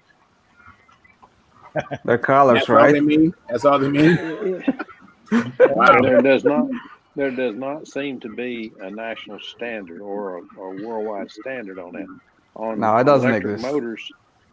On electric motors, industrial motors, it makes a difference. There's a code, and they go by it. But on the model motors, does not seem to make a bit of difference. But there are the ESC sets the timing automatically and everything like that. But if you take that motor, and plug it in, have it working right, and then take that same motor, put it on another airplane, only this time it's mounted in back instead of in front, the wires are different. Now it's running backwards. Yeah. Yeah. Right. So it doesn't really matter there. So Yeah, it makes sense. It's super simple, Mark. Oh yeah. Good. The one thing about it, Mark, when you get ready to do it, all you gotta do is get on here, and one of us will have made that mistake before. And know how to it's yeah. I called Danny several times when I was first working my first one, the Nobler, and it was just what everybody says. It was a fuel plane that I converted to electric because I got it, and they tell you the top flight, some of them have bad motor mounts. This one, you could look at the grain in this motor mount and realize that's not good. That don't look right. I took a pair of pliers, and I just had an idea. When I squeezed it with my fingers, I said, I feel like I can squeeze it with my fingers. There's no way. I squeezed it with a pair of needle nose pliers, and I just about pinched the chunk out of it. I said, oh, Lord. So I started grinding and took the front end out and took a bandsaw and cut the motor mounts out of this thing, and then built it all back. And it was my first and last top loader. I go side load now. But I'm telling you, the electric is so much easier. You don't have to fuel proof anything. You don't have to worry about it. Put it together. You go much lighter on the sheeting. Everything just seems to work easier. And they turn out so much nicer, and no vibration. Your plane's actually going to, unless you fly it into the ground, your plane's actually going to last. No fuel to eat the thing, to soak the thing up, and no vibration to destroy it, shake it apart. Your planes actually last. It's neat. It's nice to build something when you know, hey, this has a 50-50 chance of lasting a while. The other 50% chances is the nut at the handle going to fly it into the ground. That part. Yeah, that's always a doozy. Yeah, Yeah. got a larger percent of that, but anyway. Yeah, you can't fix everything. So That's right. I took my That's good. Nobler down to Huntersville and was flying it when Tran was there, and I did the reverse wing over, and it seemed to do fine. And I went to do the first loop, pull up, come on, pull up, and it just, the wheels hit, the prop hit, the cowl never hit, but it just missed it by that much, and smacked the ground, and that's it. That was the third rebuild on that plane, and it's not going to get a fourth. Mm-mm. What was so bad about that plane? Nothing. That's what I can't figure out. I want to take it apart and find out what hit inside. Something inside that plane stopped that control from coming any further. Either the bell crank hit something, which I don't believe. I think probably the crash before that, something must have broke in the wing, the fuselage joint, and fallen down where the horn must have hit it. You can hear something clicking when you're running back and forth, running lines back and forth, that I didn't hear before that flight, but I guess I didn't check it out good enough. But that was my Blue Angels airplane, and it's hanging downstairs. It still looks pretty nice, but it won't be back at the flying field. We'll take the motor and ESC and timer out of it and put it in something else. Probably a Legacy 40 I've got down there. Those are nice, from what I know. Yeah, they fly pretty good. Watmore had one that really tripped my trigger. It was a beautiful airplane. Prettiest plane I've ever seen Watt build. And it flew very well, and in typical Watt manner, he gave it away. You guys, Mike wants to say something when you get a chance. Go ahead, Mike. I'll shut up. And then Carl, you want to talk, or you want Yeah, to I'd go? like to. All right, after Go Mike. ahead, Carl. Sure. I will defer to you're California. You're talking about your control linkage malfunctioning. I was given a Nobler, and Charles was with me on this day, and flew great all day long, and it was getting kind of dark, and I go, okay, I'll go up for one last flight. Started the motor, went and grabbed the handle, and checked the controls, and nothing was moving. And so I went to go tell Charles to cut the motor. Well, instead, I waved him off, and he let go, and luckily it just nosedived and just killed the motor. But somehow, between the last flight and when I landed it, the linkage to the elevators and the flaps broke. And I says, well, that's pretty bad, but at least it didn't happen in the air. When I was so.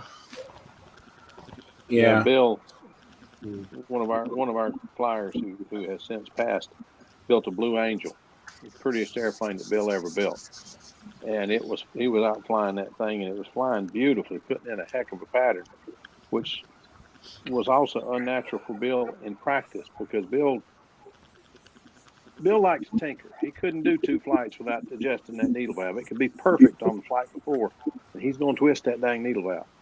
But he went up and on this flight, it was flying perfect. And I thought, boy, he's got that one flying out. About that time, he was coming over the top, come out of the clover leaf, and came over, and I said, he never comes down that far. Whap! And we got to looking at the wreckage, and his horn had broke at the push rod. The push rod had broke at the elevator. Everybody was sick over that one. That plane was gorgeous, but way it goes. Just look at it this way. It's better it went out flying than sitting on the ground and got run over by somebody in a station wagon. We've had that happen too. So that was the beauty of that one. It at least went out flying. That's what Bill said. At least she went down flying. Yeah. Go ahead, Mike. What was you going to say, Mike?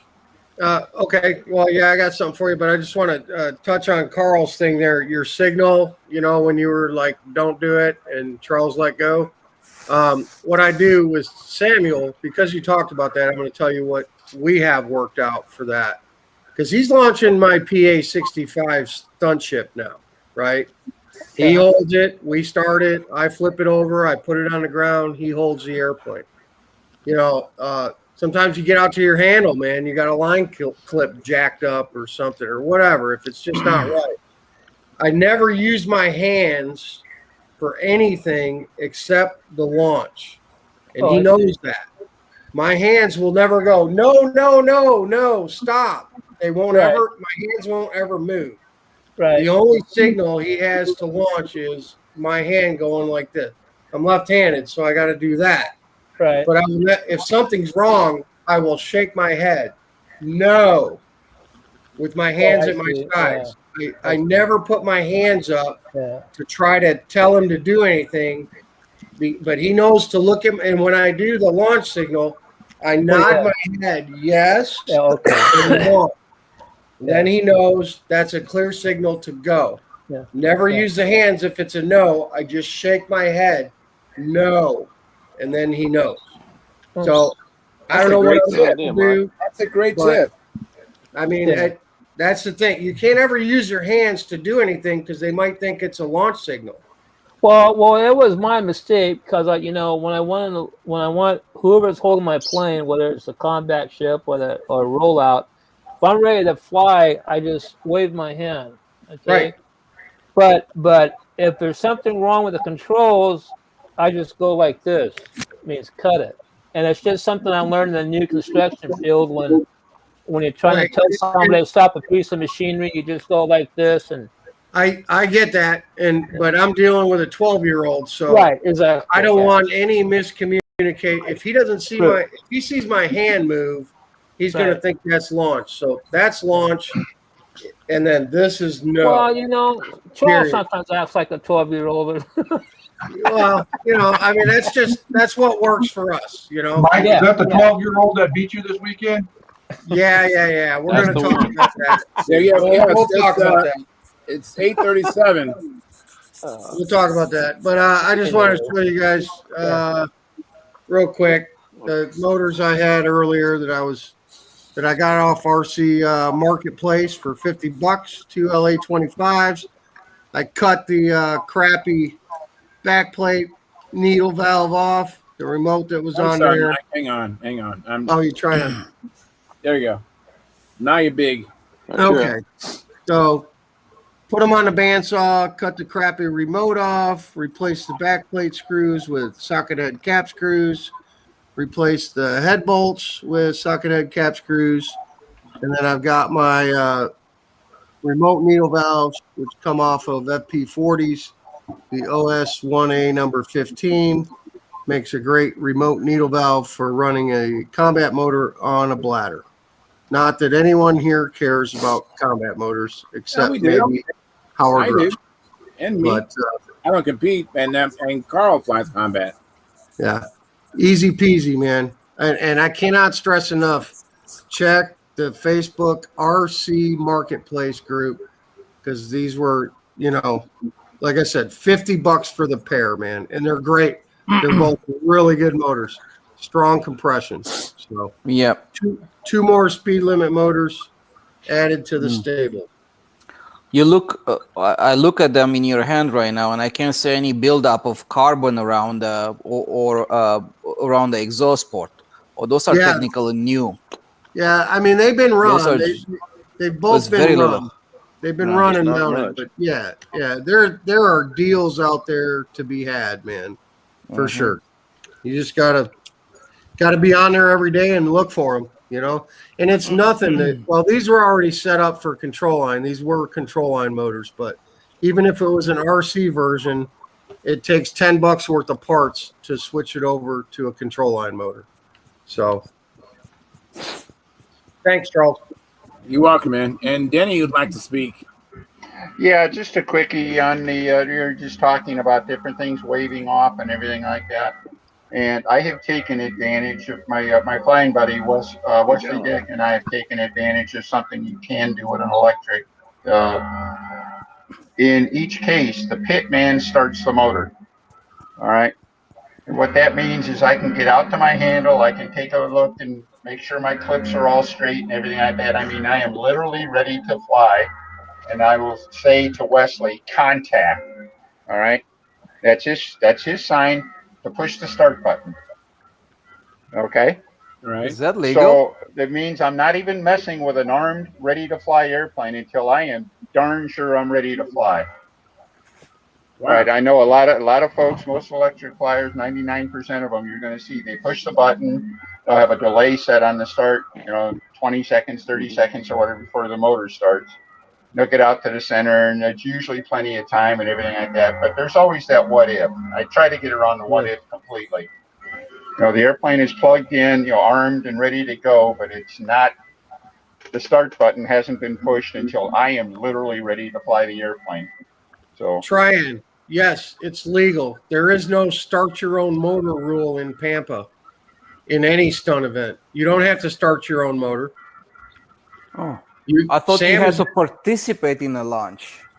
Well, hey, I have one thing I have done just to try to head off a few things. When I signal the judges start, I reach down and I flip the prop, and then I take a walk to the center. If anybody says, "Hey, what'd you do?" I flipped my prop. So it's a delayed reaction, but it started. One flip start. Yeah, I would argue what I'm doing is that much, safer than dealing with an armed airplane. Okay. Is there a rule that you have to start the airplane? I don't think there is. No, it's there absolutely participate is in not launch. any rule that the flyer has to start his airplane.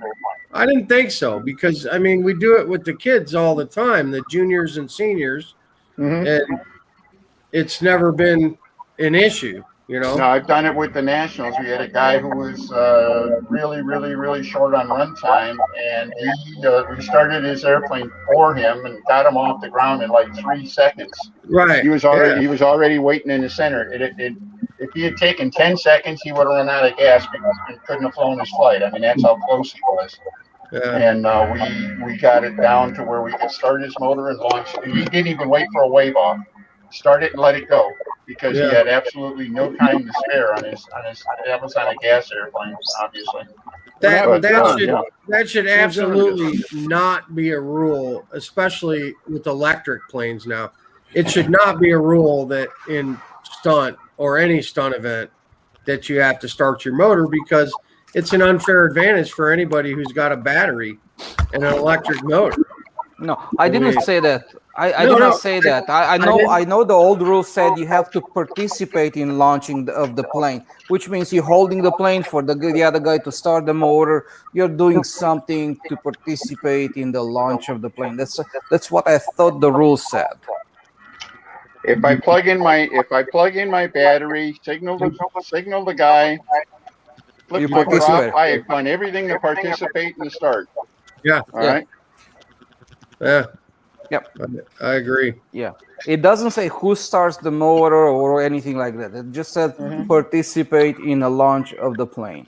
Yeah, like what Mike was saying, it was the most obviously reason for the rule way back was just the fact that kids didn't necessarily have to start their own airplanes. All right. Yeah. So I always have tried, ever since I started flying, and when I first flew at 8 years old, I tried flippity flip, and it wasn't always pretty, but we usually got it going. If you really want to stretch it, you could say if the pilot carries the airplane to the circle, he participated in the launch. He got it there.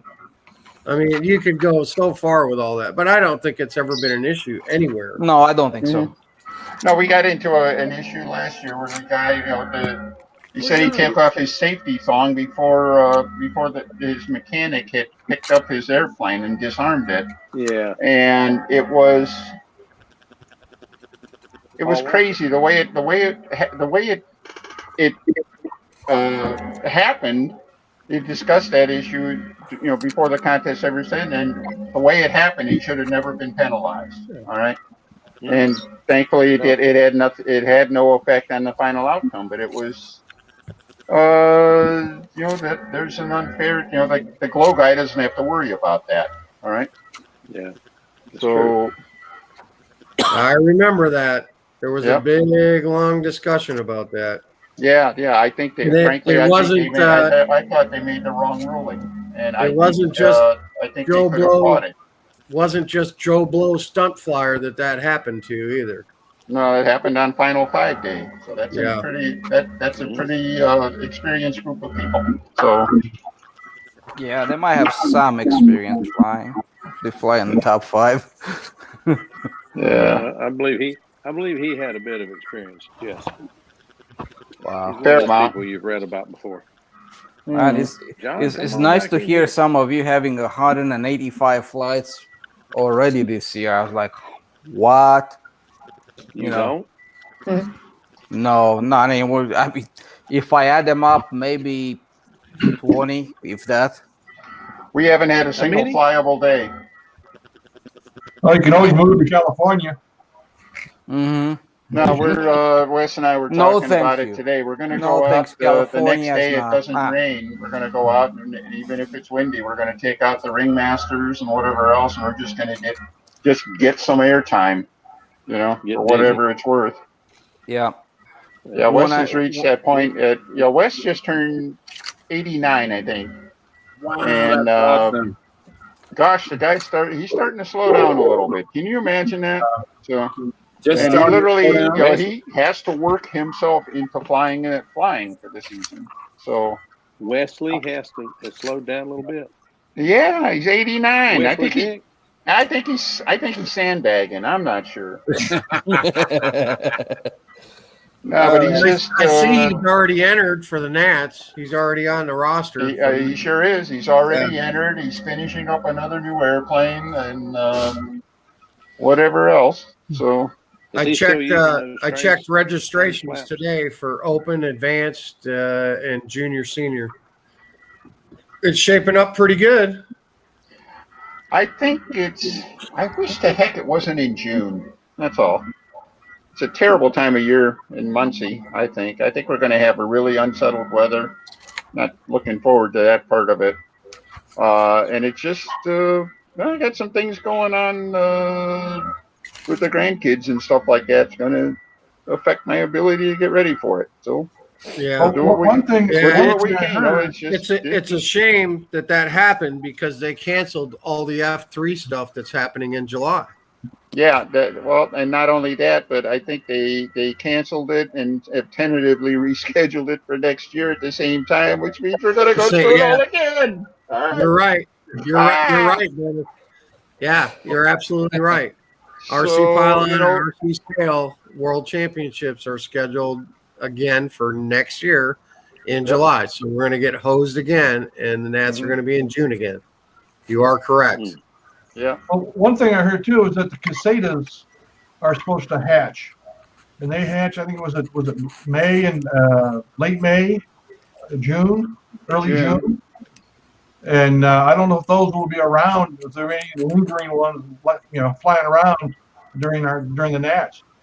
Well, I mean, the cicadas hatch every year.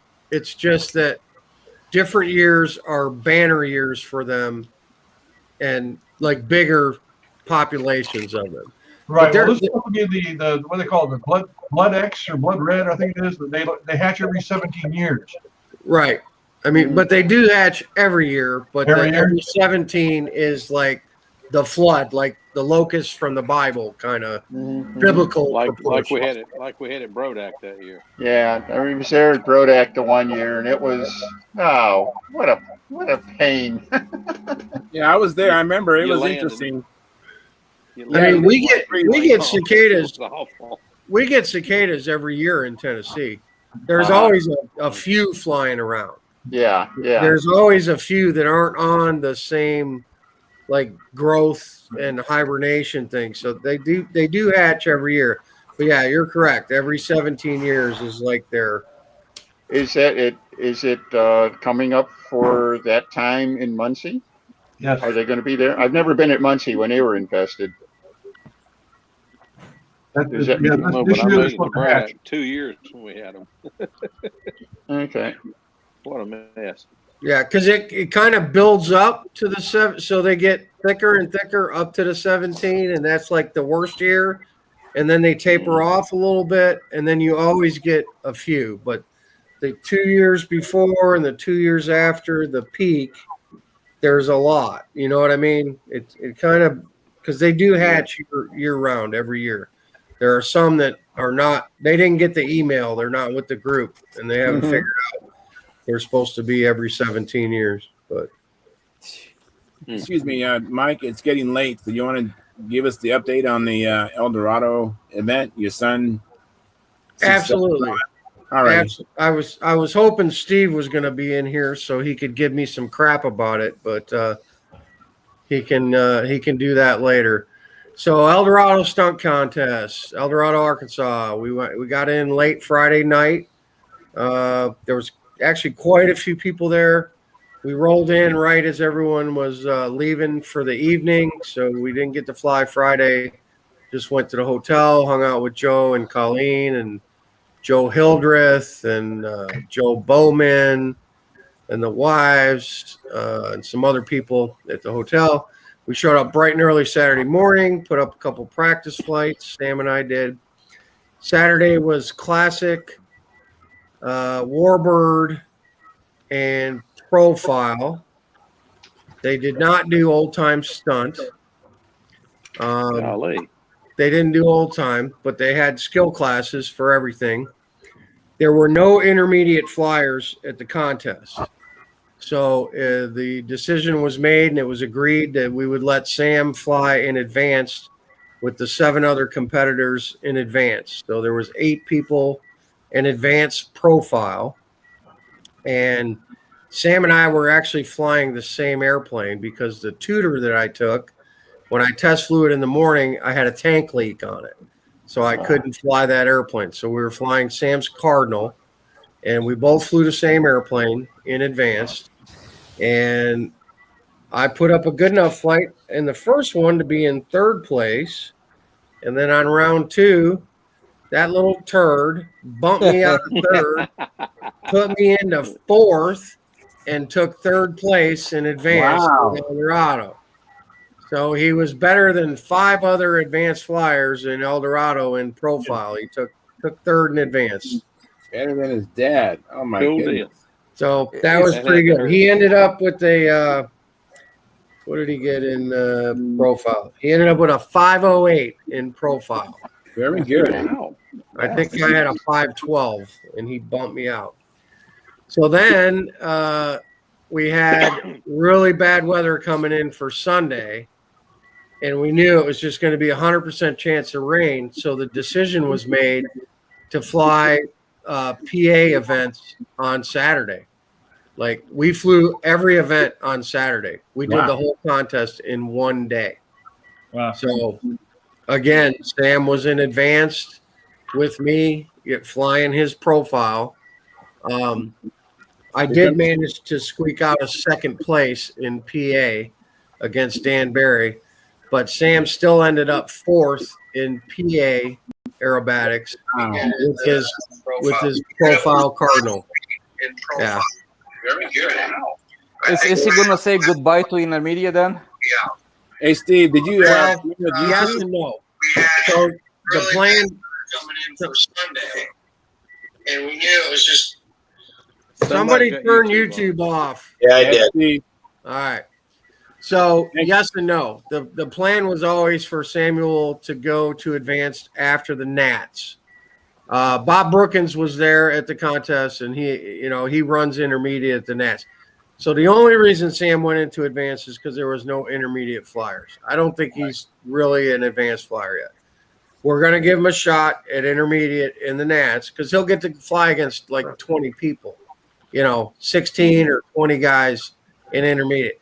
Him, he's doing good in intermediate, but he only flies 2 or 3 guys in intermediate at every contest. A real test of his skill set will be to fly against 15 or 20 guys. So and there's nothing illegal about just because he flew one advanced local contest doesn't mean he still can't enter the Nats in intermediate. Fine, yeah, that's fine. He's going to fly intermediate at the Nats. After the Nats, win, lose, or draw, he will move to advanced at local contests after that. I would like to see him place in the top 3 at the Nats in intermediate. I would love it even more if he pasted all the old guys flying intermediate and won it. You know, Yeah, I think you might. Well, He in could the do it. past, they've always let the intermediate flyer who won intermediate fly in advance at that nationals. correct. All right. But that won't happen even if he wins it because we're flying combat. Well, exactly. I mean, that was going to be my question mark. You know, as far as Sam flying intermediate or advanced, you know, whatever his choice is. But I see Sam about this deep into combat right now, and stunt is Right. kind of it's Right. not Well, as mainstream. So Dennis, the same thing happened to me when I won intermediate in 2018 at the Nats. They entered me in advance, and I told them after I won it, I said, I'm not flying it. I'm flying combat for the next 3 days. I'm not flying advanced. And they ended up putting me in the seating and in the rotation anyway. And I'm just not willing to give up 3 days of combat. you can't do both. It's simple as that. Right. Yeah. Not there. So Sam will fly intermediate at the Nats. We'll see where he stands, where he ends up. But regardless of that, I think he's ready. He's ready and capable. And he was flying his little butt off, man. He did. The only thing I want to know is, Mike, is how did it feel to have your ass kicked by your son? Felt great, man. Felt great. I told you it wouldn't be very long, and he'd be beating you.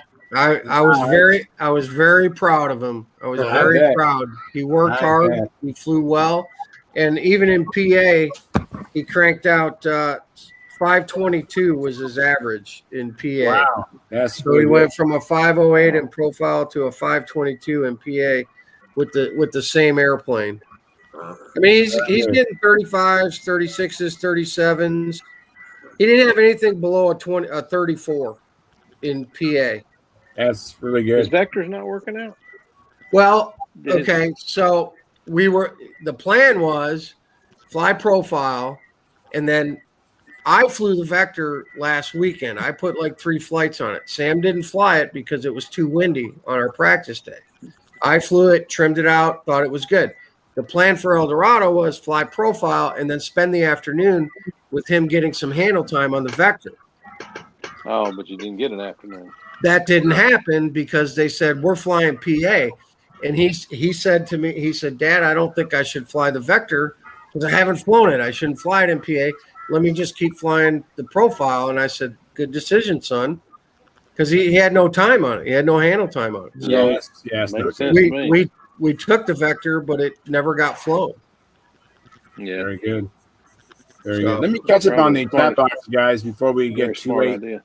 I got a little more for you, Charles, before you sign off. Do the chat box, and I want to show you. All right. So last time I said something was, have you guys been hearing the machine gun sound? I've been complaining about it, and I asked the chat box, did anybody else hear it? And then Banshee 15 said, I hear something once in a while, and I told him thank you. And then Banshee 15 says, it's got to be one of those guys regarding you guys. And then my friend Joe Mata, he says, hi, all. Don't keep Charles up too late. He has to get up early to fly. And LOL. Yeah, Joe and I are going to fly tomorrow morning. And Jeff Riley, hi, Jeff. And Jeff Riley says, hi, Joe. And is this the friend of Charles I've talked to about the airbrush? And yes, Jeffrey, that's the guy you talked to on the phone about the airbrush. And then James Smith says, Drat, I had interesting demo tonight. And then, oh, really? That's too bad. I guess he couldn't get in. And then I think this is Jim. James Smith says, good night, Charles. Maybe Friday. So I guess stay tuned. Jim or James Smith has a demo for us. So we'll have that Friday. And then Mike, go ahead and close us out, and then we'll make our transition. Okay. Well, I just want to say El Dorado is a great contest, man. When you register, you get a little goodie bag with some stuff. Wow. Jason Cunningham and Norm Faith and all those guys down there, and Mike Makepeace, part of that club that put this contest on. You get a little bottle of CA. Really? Oh, that's pretty good. Right? Zap. Yeah. Zap. Yeah. Also, that's nice. So Sam and I each got a bottle of CA, and then you get a little RTL screw assortment in your goodie bag, right? Always good. And then they have an awesome raffle there. They do, it's like 25 raffle tickets for $20, and they have all kinds of stuff. They got a whole table full of stuff. There was a Vector 40 ARF. There was a Top Flight Nobler. There was a Ringmaster ARF. There was a Magician kit from Vintage Performance. There was a brand new Brodak 40. Handles, lines, adhesives, building tools, all kind of stuff. And we ended up doing pretty well. We got 2 sets of Sullivan lines. Nice. So that was raffle stuff. They gave away about 20 of these batteries. And they had 3, 4, and 5S batteries. Wow. They just gave a ton of these away. We won one of those. Here's something. I don't know. Maybe I'll send this to Mark Lumen. He might need this. The Sullivan aircraft recovery. Oh, that is. I've never seen that before. Perfect. Cool. Aircraft recovery. Perfect for it's just a trash bag, but it's a joke. Yeah, I understand. That's cool. I have a trash bag in my vehicle all the time. Yeah. Small. We got this. We won this Baby Boomer kit. It's a free flight pusher for 020. Nice. Pretty cool. And then the piece de resistance. No. You won the Vector? There's an ARF. We got the ring. We got the Ringmaster ARF. I know somebody could use that. Joe, you want that, Joe? I'm just kidding. My friend Joe. We got the Brodak Ringmaster ARF. So very cool. And I forgot the most important thing, even better than all that. The very first raffle ticket was for $50 in cash, and we won that. Wow, that's pretty cool. So we paid for our raffle tickets, made $25, and got all this swag.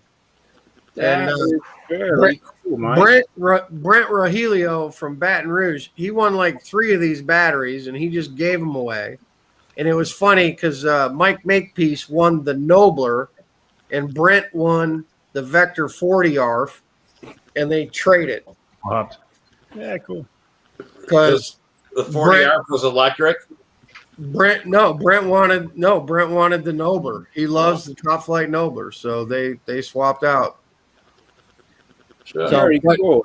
Great contest, great people, good raffle, good giveaways all the way around, and I can't be more proud of Sam. He did a great job pasting his old man and showing me how it's done. Right. So it was a lot of fun, and we flew the jet a couple times too. Jason Greer flew the jet, and I flew the jet. So we had about 3 or 4 Dynajet flights late in the evening. Good contest. If any of you guys can there, I told you it was coming, Mike. I knew it. You've seen the videos and stuff, and it's like, man, he's gonna get a good day and take his dad. He did. Hey, Mike, by chance you remember how the experts how they? Oh, yes. Actually, I want to tell you that Joe Gilbert won expert in every class. Joe Gilbert flew the same airplane. His profile, what is that thing? It's that Navy plane, yellow and blue wing thing. Is it a Texan or so? It looks like I can find a picture of it later and share that with you. I've seen it. It's not the Texan. That one's been retired. I think that one is gone. It's a different one, but it's got like a Sato 4-stroke on it, like a 52 or something like that, and it's got a lot of dehedral in the wing. It's crazy. But he flew that in profile. He flew it in Warbird. He flew it in Pampa Stunt. And then he flew a Cavalier in Classic. And Joe Gilbert won all 4 classes in Expert. He took home every trophy in Expert. The only thing he did not win was the Pilot's Choice, the Concourse Award, which Matt Cohen won the Concourse Award for his brand new F1 Formula One inspired plane, the Scooterama. The video. And I actually took a really nice video of his whole flight and put that up on another site. I'd love to see a picture of it. Yeah. Speaking of which, it was very nice video camera work over there. Well, Very, I very tried nice. my best to get where, on the other side of where the maneuvers were and kept it in frame. And even when he went high, I tilted the camera up. So Yeah, exactly. That's how you do it. So yeah, thank you, Tryon. I got a lot of compliments on the video. But Matt's airplane is beautiful. It's a gorgeous airplane. I think Have he's any gonna, pictures? Yes, Phil, if we let Charles shut it down, and I can pull some up. All I'd right. love to see that. Cool. And with that said, we have 23 likes. That's pretty good. We've had as many as 20 concurrent viewers, so that's great. And we have one more comment in addition to what James said. Gerald Wimmer says, another great show. Thanks, Charles. Good night, all. Thank you, Gerald, for popping in, and thank you for the chat. And I'm sure you did some likes for me, too. Thank you very much. And we've got a good show. I'm really happy. The show was nice and good. And Dennis, thanks for coming and visiting us. Do it more often whenever you can. You're welcome. So thanks for coming in tonight.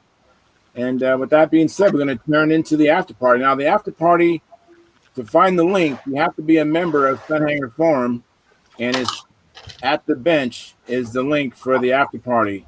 So if you're watching this as a replay, you missed out. You missed out. But you don't have to. Go ahead and register at stunthangar.com/SMF and use put a space between your real first and last name and a valid email address. And Sparky, that's the proprietor of Stunt Hangar, he will approve you if you do all those things.